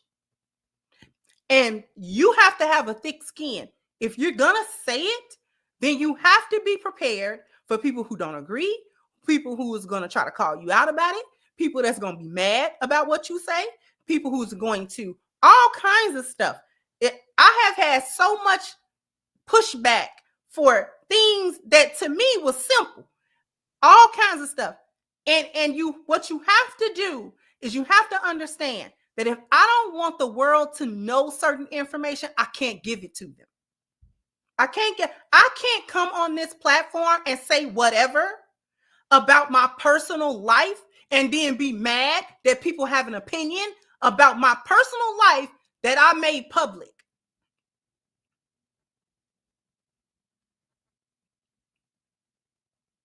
And the only time you be mad is when you put something out there and you think it's going to go one way and it go the other way.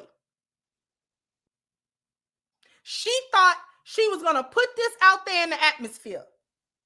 And because she was a woman, snotting and crying, that nobody out of the hundreds of thousands or millions of people that watched that clip was supposed to have a question or supposed to be like, I don't believe that story.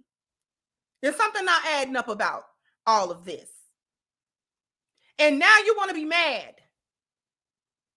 that there are people who are reaching out. Now you have people, you know that I said this on the last time, the internet sleuth. Now you got people that's going to dig all this stuff up. There are channels this is all they do.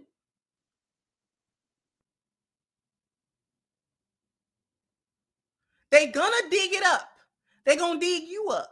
They're going to go and try to see if they can find any information about your baby daddies. They're going to go try to find any information about where you used to work and how you used to be and where you used to live and who you used to know. That's what they're going to do.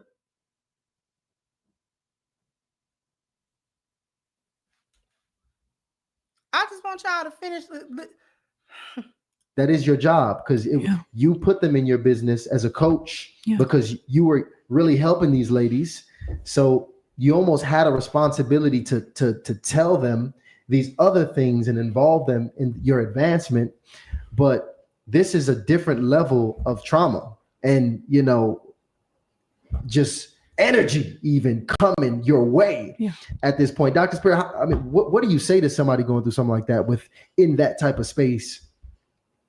Well, as I'm listening to you guys, I'm learning more and more. And for me, it's concerning because it's very hard to help people when you are experiencing so much trauma.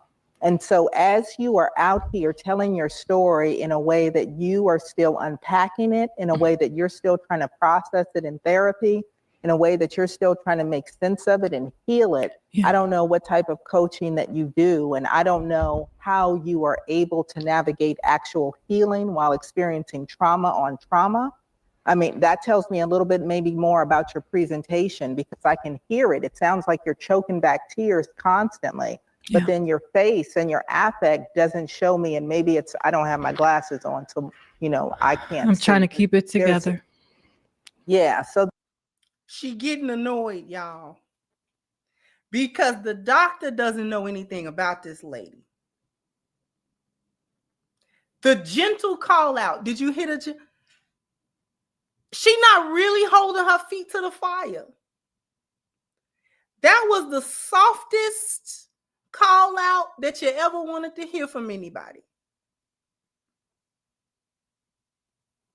She said, I can hear it, but this don't show.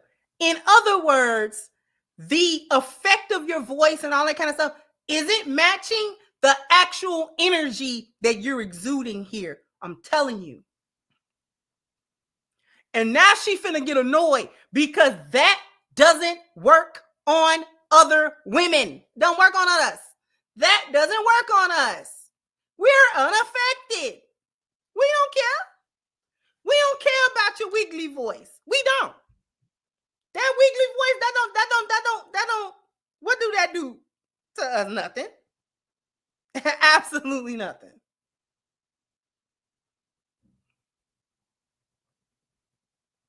Because in a minute, we're going to tell you to stop that so we can hear what you're saying.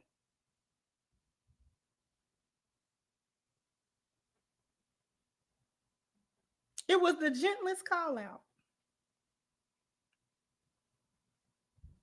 That energy don't match what you're visibly giving us.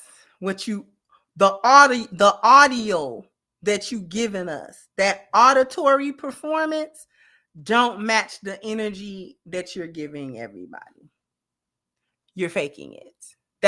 It's a soft way to tell us she faking it. And I done picked up on that. She ain't gonna like Dr. Spirit. The rest of this interaction, she done with Dr. Spirit, baby. She through with Dr. Spirit, baby.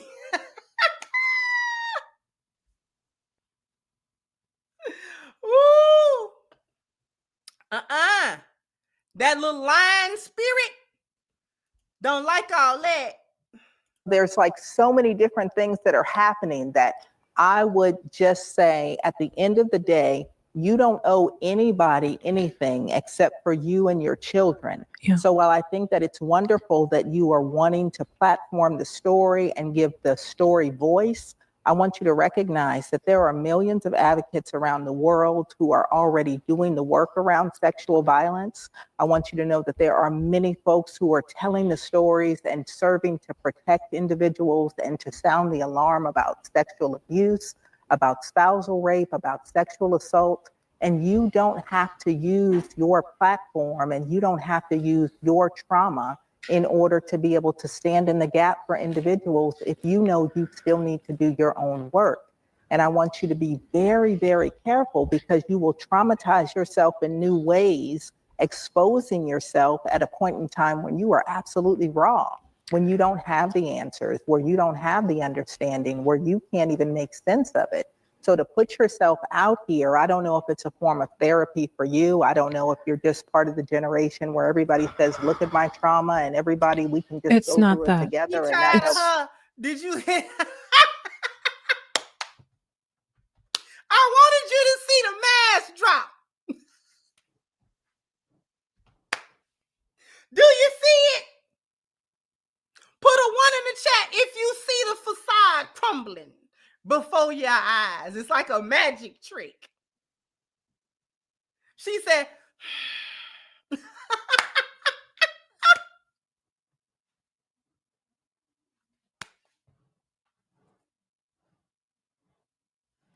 the doctor said, you know, it's folk out here doing that kind of work. You got to do it.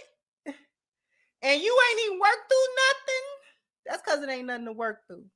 She can do it because it ain't nothing to work through. She ain't got no trauma to work through. That's the answer. She may have a divorce to work through, but she ain't got no trauma to work through. I'm gonna rewind it a little bit.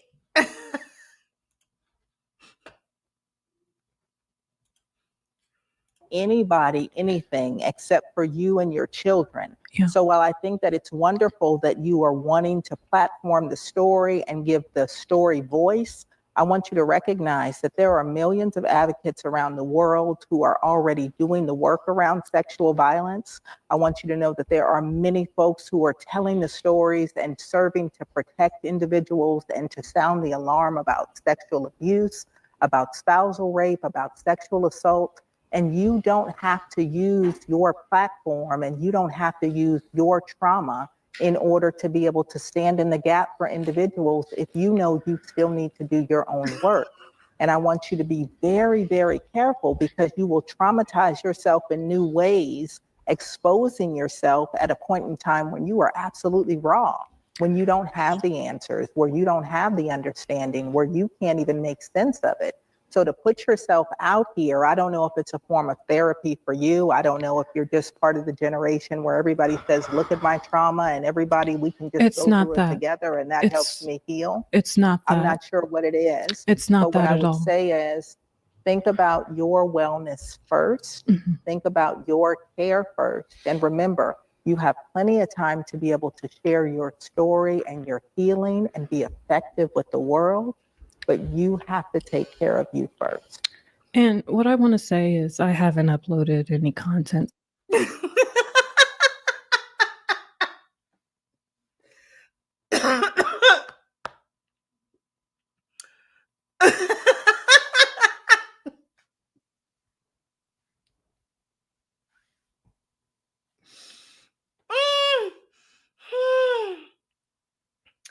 She's so tired of that woman.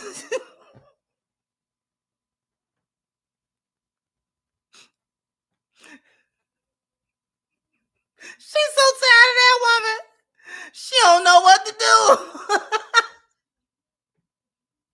She want to tell that woman shut up about her business.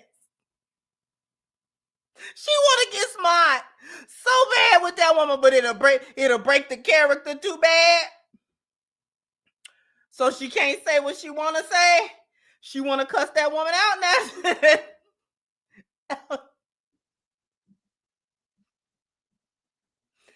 This is how hyenas act, even with other women who may not be lionesses, even others of their kind. If you are not fully invested in their lie and the delusion with them, they don't like you. If you are not 100% invested in the lie and the delusion that they got going, and I mean 100%, I mean, don't you dare ask a question. Don't you even ask a clarifying question. Don't you dare it. Don't you ask nothing.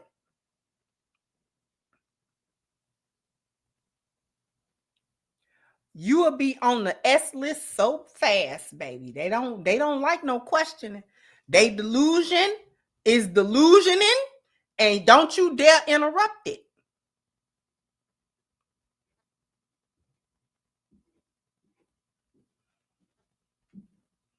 This woman is being as careful with her as possible. She supporting the delusion to a certain degree. She definitely is, because she ain't called her out really. Not hard. These have not been hard call outs. She softballing her real bad. She underhanded tossing a softball. You understand what I'm saying? And she get mad at that. Told me all I needed to know.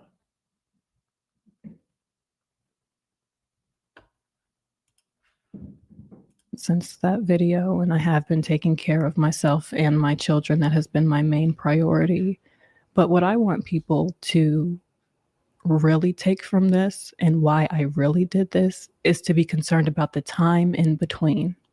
And when I say the time in between the abuse happens and someone says something about it and tells the world or tells the family members, how many other children could be at stake in the time in between, even the 6 weeks in between, that I decided to share that story from the time that the abuse occurred. God would not let me move forward until I shared that story, because there's a good chance this man could be around kids. I mean, people were pulling his dating profiles. He was looking for the next whoever. It's the time in between that the children are being hurt when people don't want to say anything. So I feel like I've had no other choice but to share this testimony, because it's not about me. God is just using me. It's not about me. It's never been about me. That wasn't what you were saying when you was talking about, I'm a trophy, like, hey, trophies. And this is how you get a trophy wife.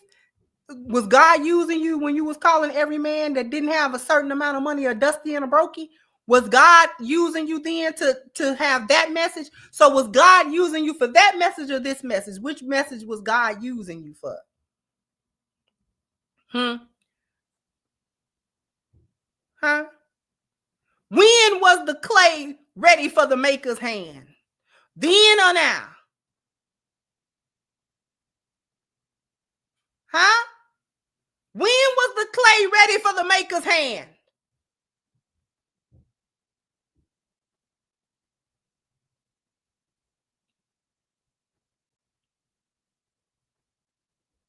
Was God involved with brokies and dusties? Was that the message that the Almighty was giving to you to tell the world?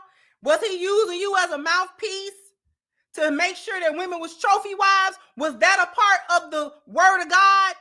Where in the Bible, the Quran, where did the God of Abraham and of Isaac and of Ismail and of Jacob, where did that God say that his ultimate goal was for women to be a trophy wife?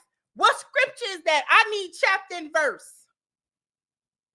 Where in the scripture? Where in the scripture was that? Trophies. Where was the scripture that said we were supposed to be trophies?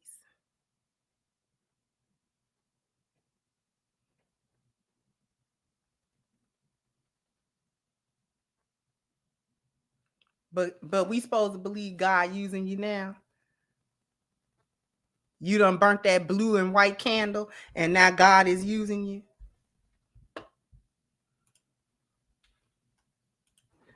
It's about everybody. It's about the fact that this is happening at an alarming rate. No one's talking about, I can't say no one's talking about it, but it's just not being pushed the way that it needs to, that children need to be protected more, and that you just have to really be aware. You know, you can't just be making certain decisions. It's just, I'm curious, since you told your story, have any other alleged victims come forward? Not that I've seen, no. But honestly, people know to keep their kids away from him, and that's good enough for me. That's good enough for me. The reason why I'm asking, just so you all know and just so the audience knows, is that usually when we're talking about sexual predators, by the time a sexual predator is caught, they have often had many, many victims prior to. And so as we do sexual social histories, we really get into the cycle of abuse. There usually are decades worth of it. This was soft call out number 2. So this man is that level of monster.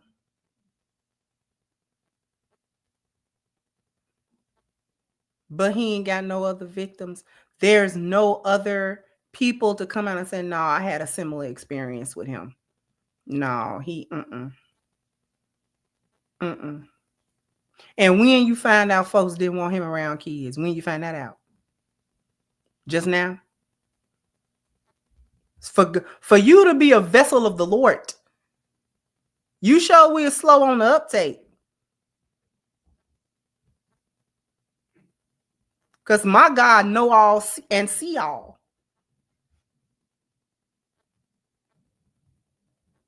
My God also hold you accountable. No such thing as unaccountability with the Most High. Everything and everybody is accountable at all times.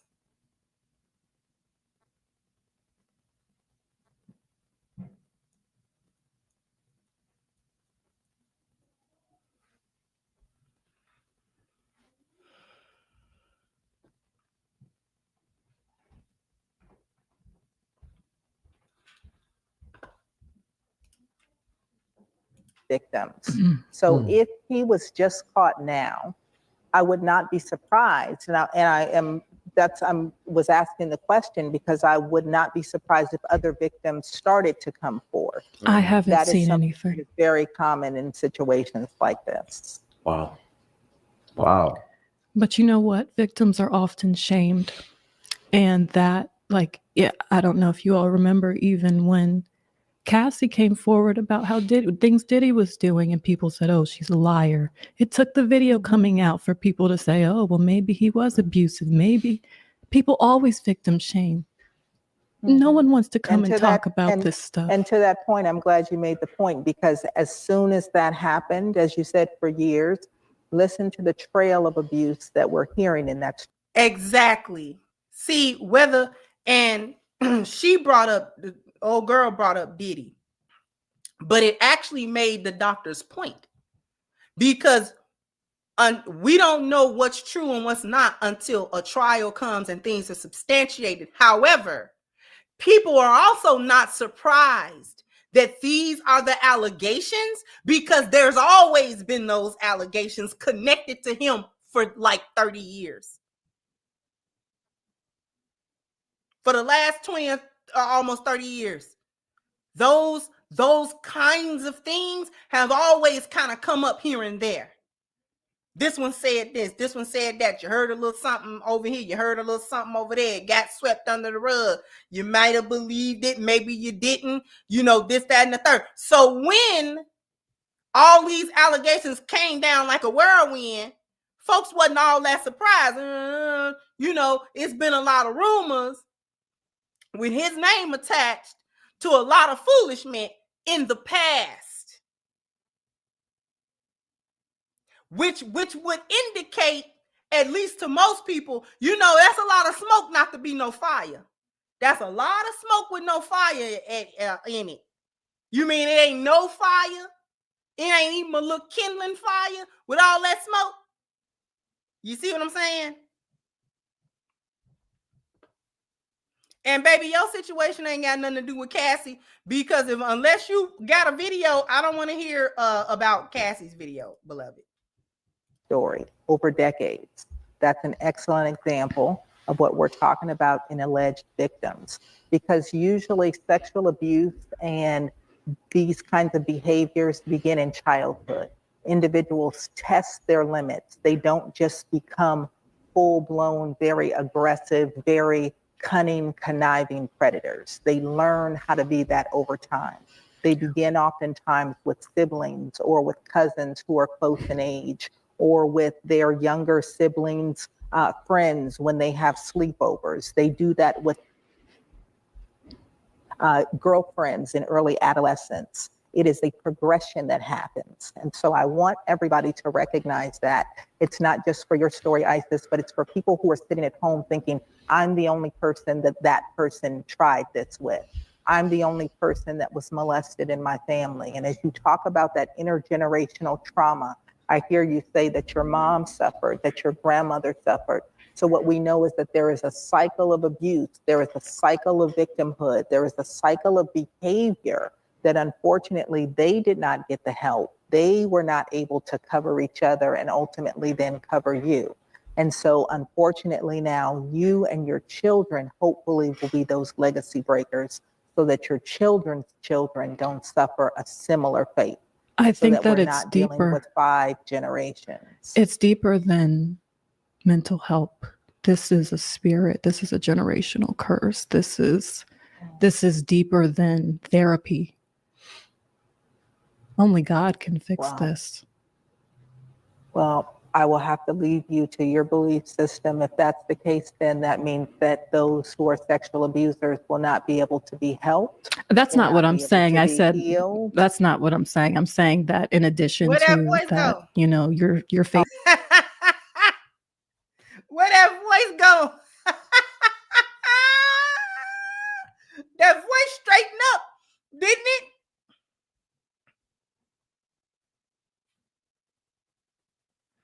Didn't that voice straighten up?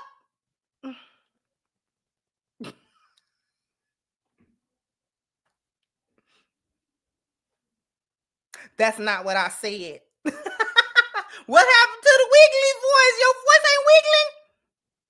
Your voice ain't wiggly skiggly? Huh? It ain't squiggly? It's straight. Voice got stout. That's not what I said.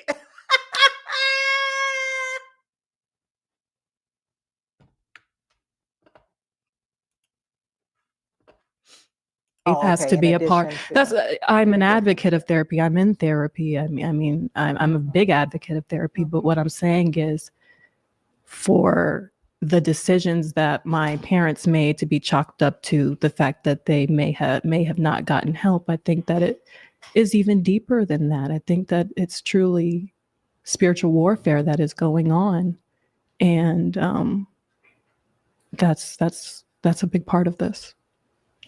Well, I'm hoping that for everybody out there, whether you are someone who has been abused, whether you are someone who struggles with feelings or thoughts that you struggle with around attraction to younger individuals, around power and control, around sexual assault, I want you to recognize that there is help available no matter where you sit on the spectrum. If you know that you have struggles that you need help with, there are people who want to help you. Whether you utilize scripture and the word and you seek out Christian therapists who can help you with that, or whether you look for individuals who are Muslim, who are Buddhist, who are Baptist, who are atheist, who are agnostic, wherever you need to get your healing from, I want you to know that there are people out here who can and who want to help you and who will not judge you, but who will help you try to get to a place where you understand yourself and that you can be the best version of yourself. Thank you so much, Dr. Spirit and Brianna, for that great question. And I want to be clear here. I see this question just happening in the chat very often, and I want to just address it just so you can update the people. All are come up before we to have the space to be alone with them, familiarity of trauma. And so what I just encourage everybody to do is learn from a cautionary tale, whether you see that cause you to show up in sexual ways that you are not proud of, recognize that healing is possible and recognize that there are places that can help you understand you without judgment and help you get to a place where you feel more whole and satisfied and secure. And so what I would say is, no matter where you stand on this, recognize that at the end of the day, you have to be responsible for you and be responsible for the children who are entrusted in your care.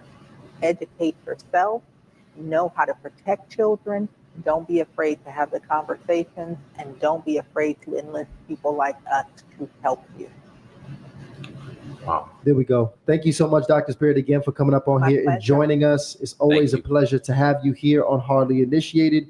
We love you. Go get you some sleep because I know you need some after the kind of days Long day. that you be having over Absolutely. there. All right. So thank Love you you guys.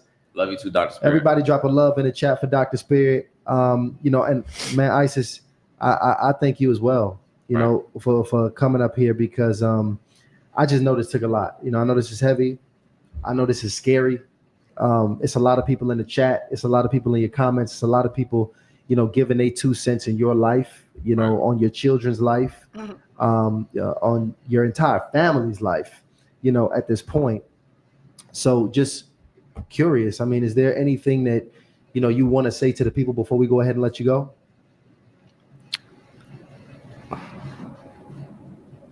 I did this for the victims. And when I saw the victims in my comments that said my mom never believed me, Even if it was just one comment, but it was so many. I knew I did the right thing. I knew putting the video out was the right thing. God has shown me over and over that this has been the right thing. And for everybody who wants to say, I need to take a break, please write me a check for me to take a break from taking care of my children. Please do. That's what I have to say about that. Not a clap back to the doctor. And scene. She told you what it was right there. You didn't hear it? One more again.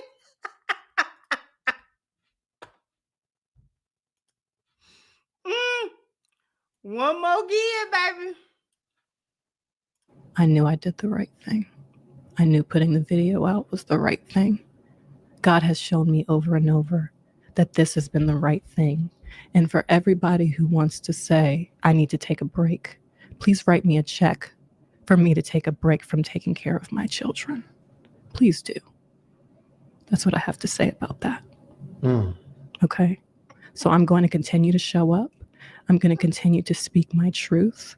I'm going to continue to be obedient because obedience is better than sacrifice. And I'm going to continue to do what I'm called to do, regardless of how anybody feels about it, because God is using me and I'm just here to do what he tells me to do. I'm going to continue to do so. Is it you right now? Are you pretty much do you have?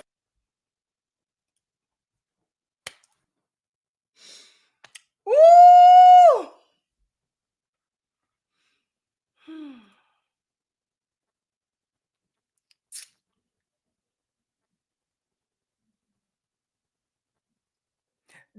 Wait, did she already say somebody reported her GoFundMe? Hold on.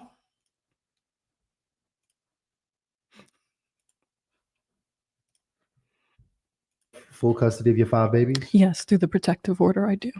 Yes. Okay, so I can imagine that's heavy on you right now. Yes. Yes. Just responsibility and financially. Oh my gosh, we've been struggling so bad. This man is not paying any type of support on time. He sends some of it. I made maybe $100 a month from YouTube when we broke up. I had nothing. I still am fighting every day. Even GoFundMe. I don't know what's wrong with them. They won't even let me get the money out. I don't know if people have been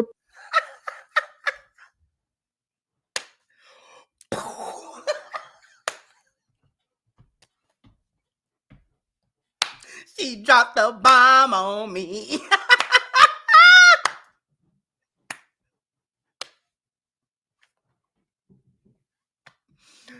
Woo! If that man did something to your babies, I don't want one red cent. He don't send child support. I just bet he don't. You on a whole smear campaign from that man's entire reputation and character. And he's supposed to send you some money?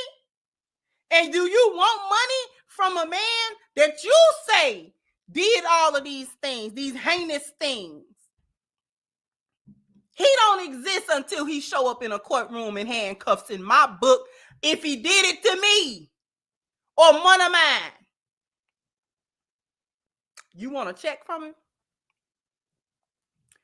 I tell you what really told on her when she said GoFundMe is investigating and holding that money. GoFundMe don't play that. GoFundMe do not play that.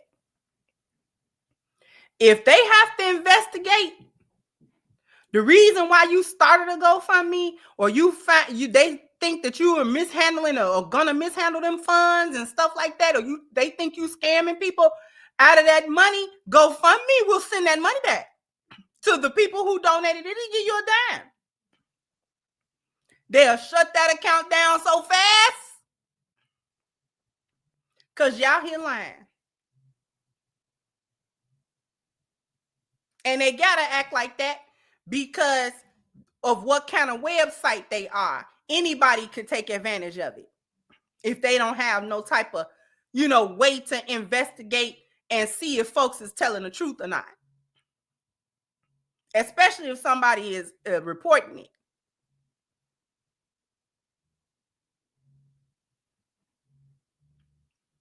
That's when she really told her, I didn't make another but $100 on YouTube.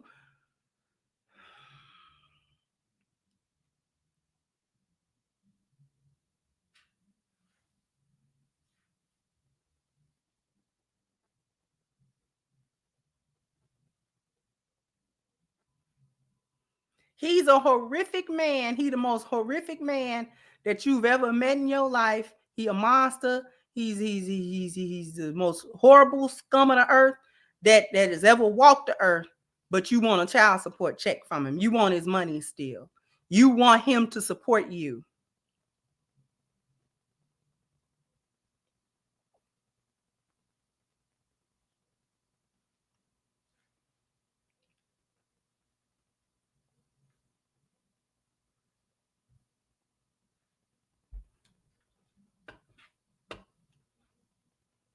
Never once said she was gonna go get a job. She's pivoting content. What did I tell you?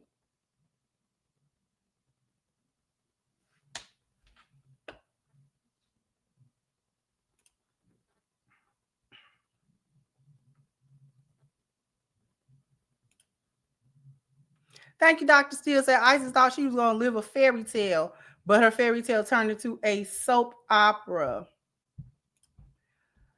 Thank you, Miss Mia. Been a member for 6 months. And what shoes you got on? Black Air Force Tims. Is that bad? Thank you, Leviathan, for your super stick. Appreciate you. Thank you, Ruminants. Darwin is a YouTuber in a relationship sphere. Thank you, Gloria, for your super sticker as well. Thank you, Terrence at KS said it best. There's no evidence from a police report. Didn't happen. So many men's lives are ruined by these issues. What proof does she have? Where's this institution at? And thank you, Doug Wilson. And a Tubi award goes to the. I said she Tubi acting, mid-tier Tubi acting.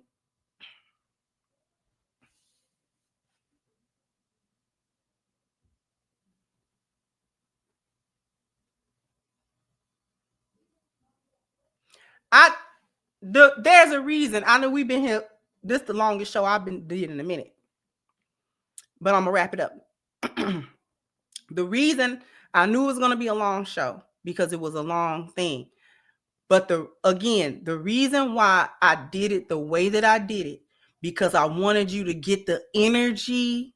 Cause see, the reveal wasn't gonna have the impact without all the other foolishness that came before it.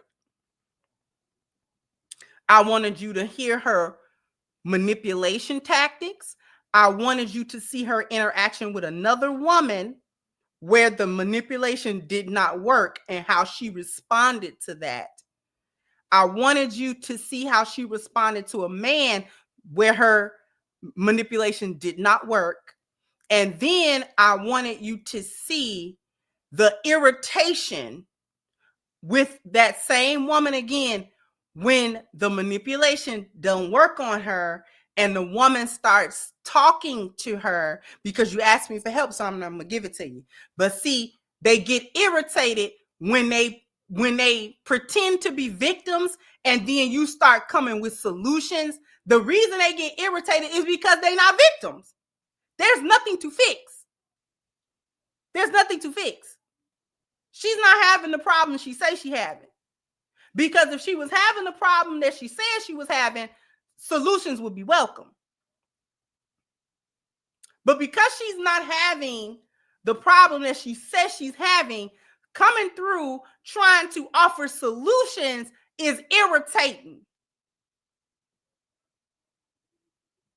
Because just give me what I want. I came here, I'm playing a victim, blah, yada, yada, yada. Give me some money. You over here trying to, you know what I'm saying, help me. I don't need no help. Give me some money. That's like when a crackhead asks you for money and they say the money is for a light bill, or they'll make up a wild shenanigan about why they need the money. If you say, well, I can solve that problem without giving you the money, don't a crackhead get mad? Crackheads get mad about that. Because you know I'm on crack and I always want some money and I made up a shenanigan for the money. Why is you trying to resolve the issue? That's why a crackhead get mad. Y'all seen it before?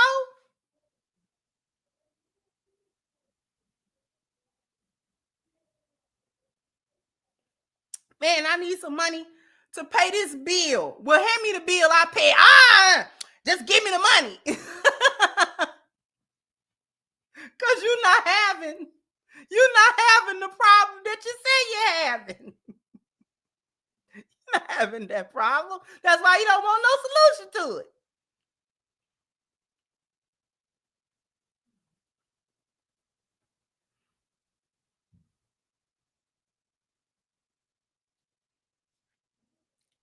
Manipulation of a hyena, real time. Just wanted you to see it. Just wanted you to see it.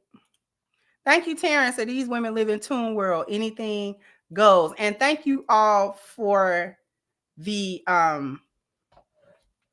cash apps as well. Let's see.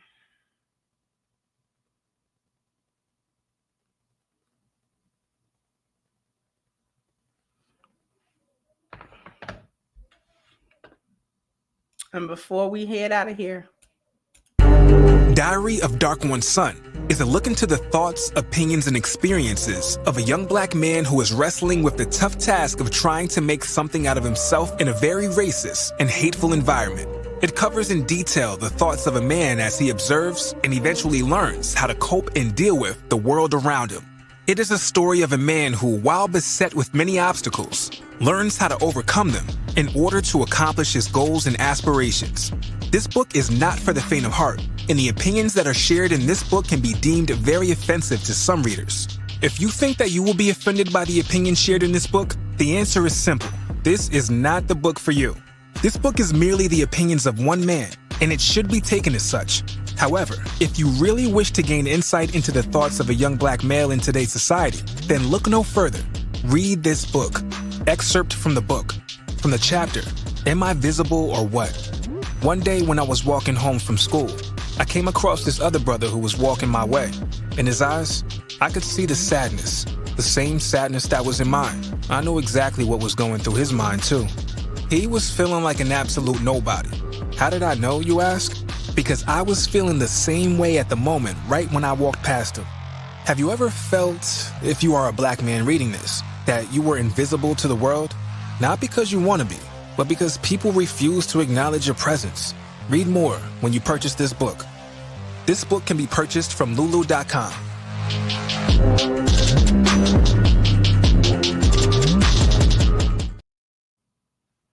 all right, the link is at the top of the chat. If you want to support the brother and get the ebook version of the book, that link is at the top of the chat. If you would like a paperback version, that link is in the description. Just wanted to thank you all for coming here and hanging with me. I timed out a certain individual for this comment. I don't care what you believe in. You can believe in whatever you want to believe in. I'm not here to criticize it or any of that. But what you're not going to do is know I'm a Muslim and come to my channel and be disrespectful.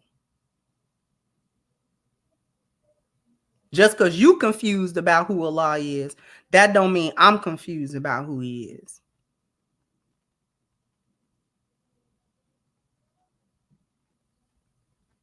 Because when I say I wasn't playing, the God of Abraham and of Ismail and of Isaac and of Jacob, that is who Allah is. That's who I worship. That one. The one Jesus was praying to. You remember when he was saying, Our Father, which art in heaven, hallowed be thy name. That God that he was praying to, that's the one I pray to.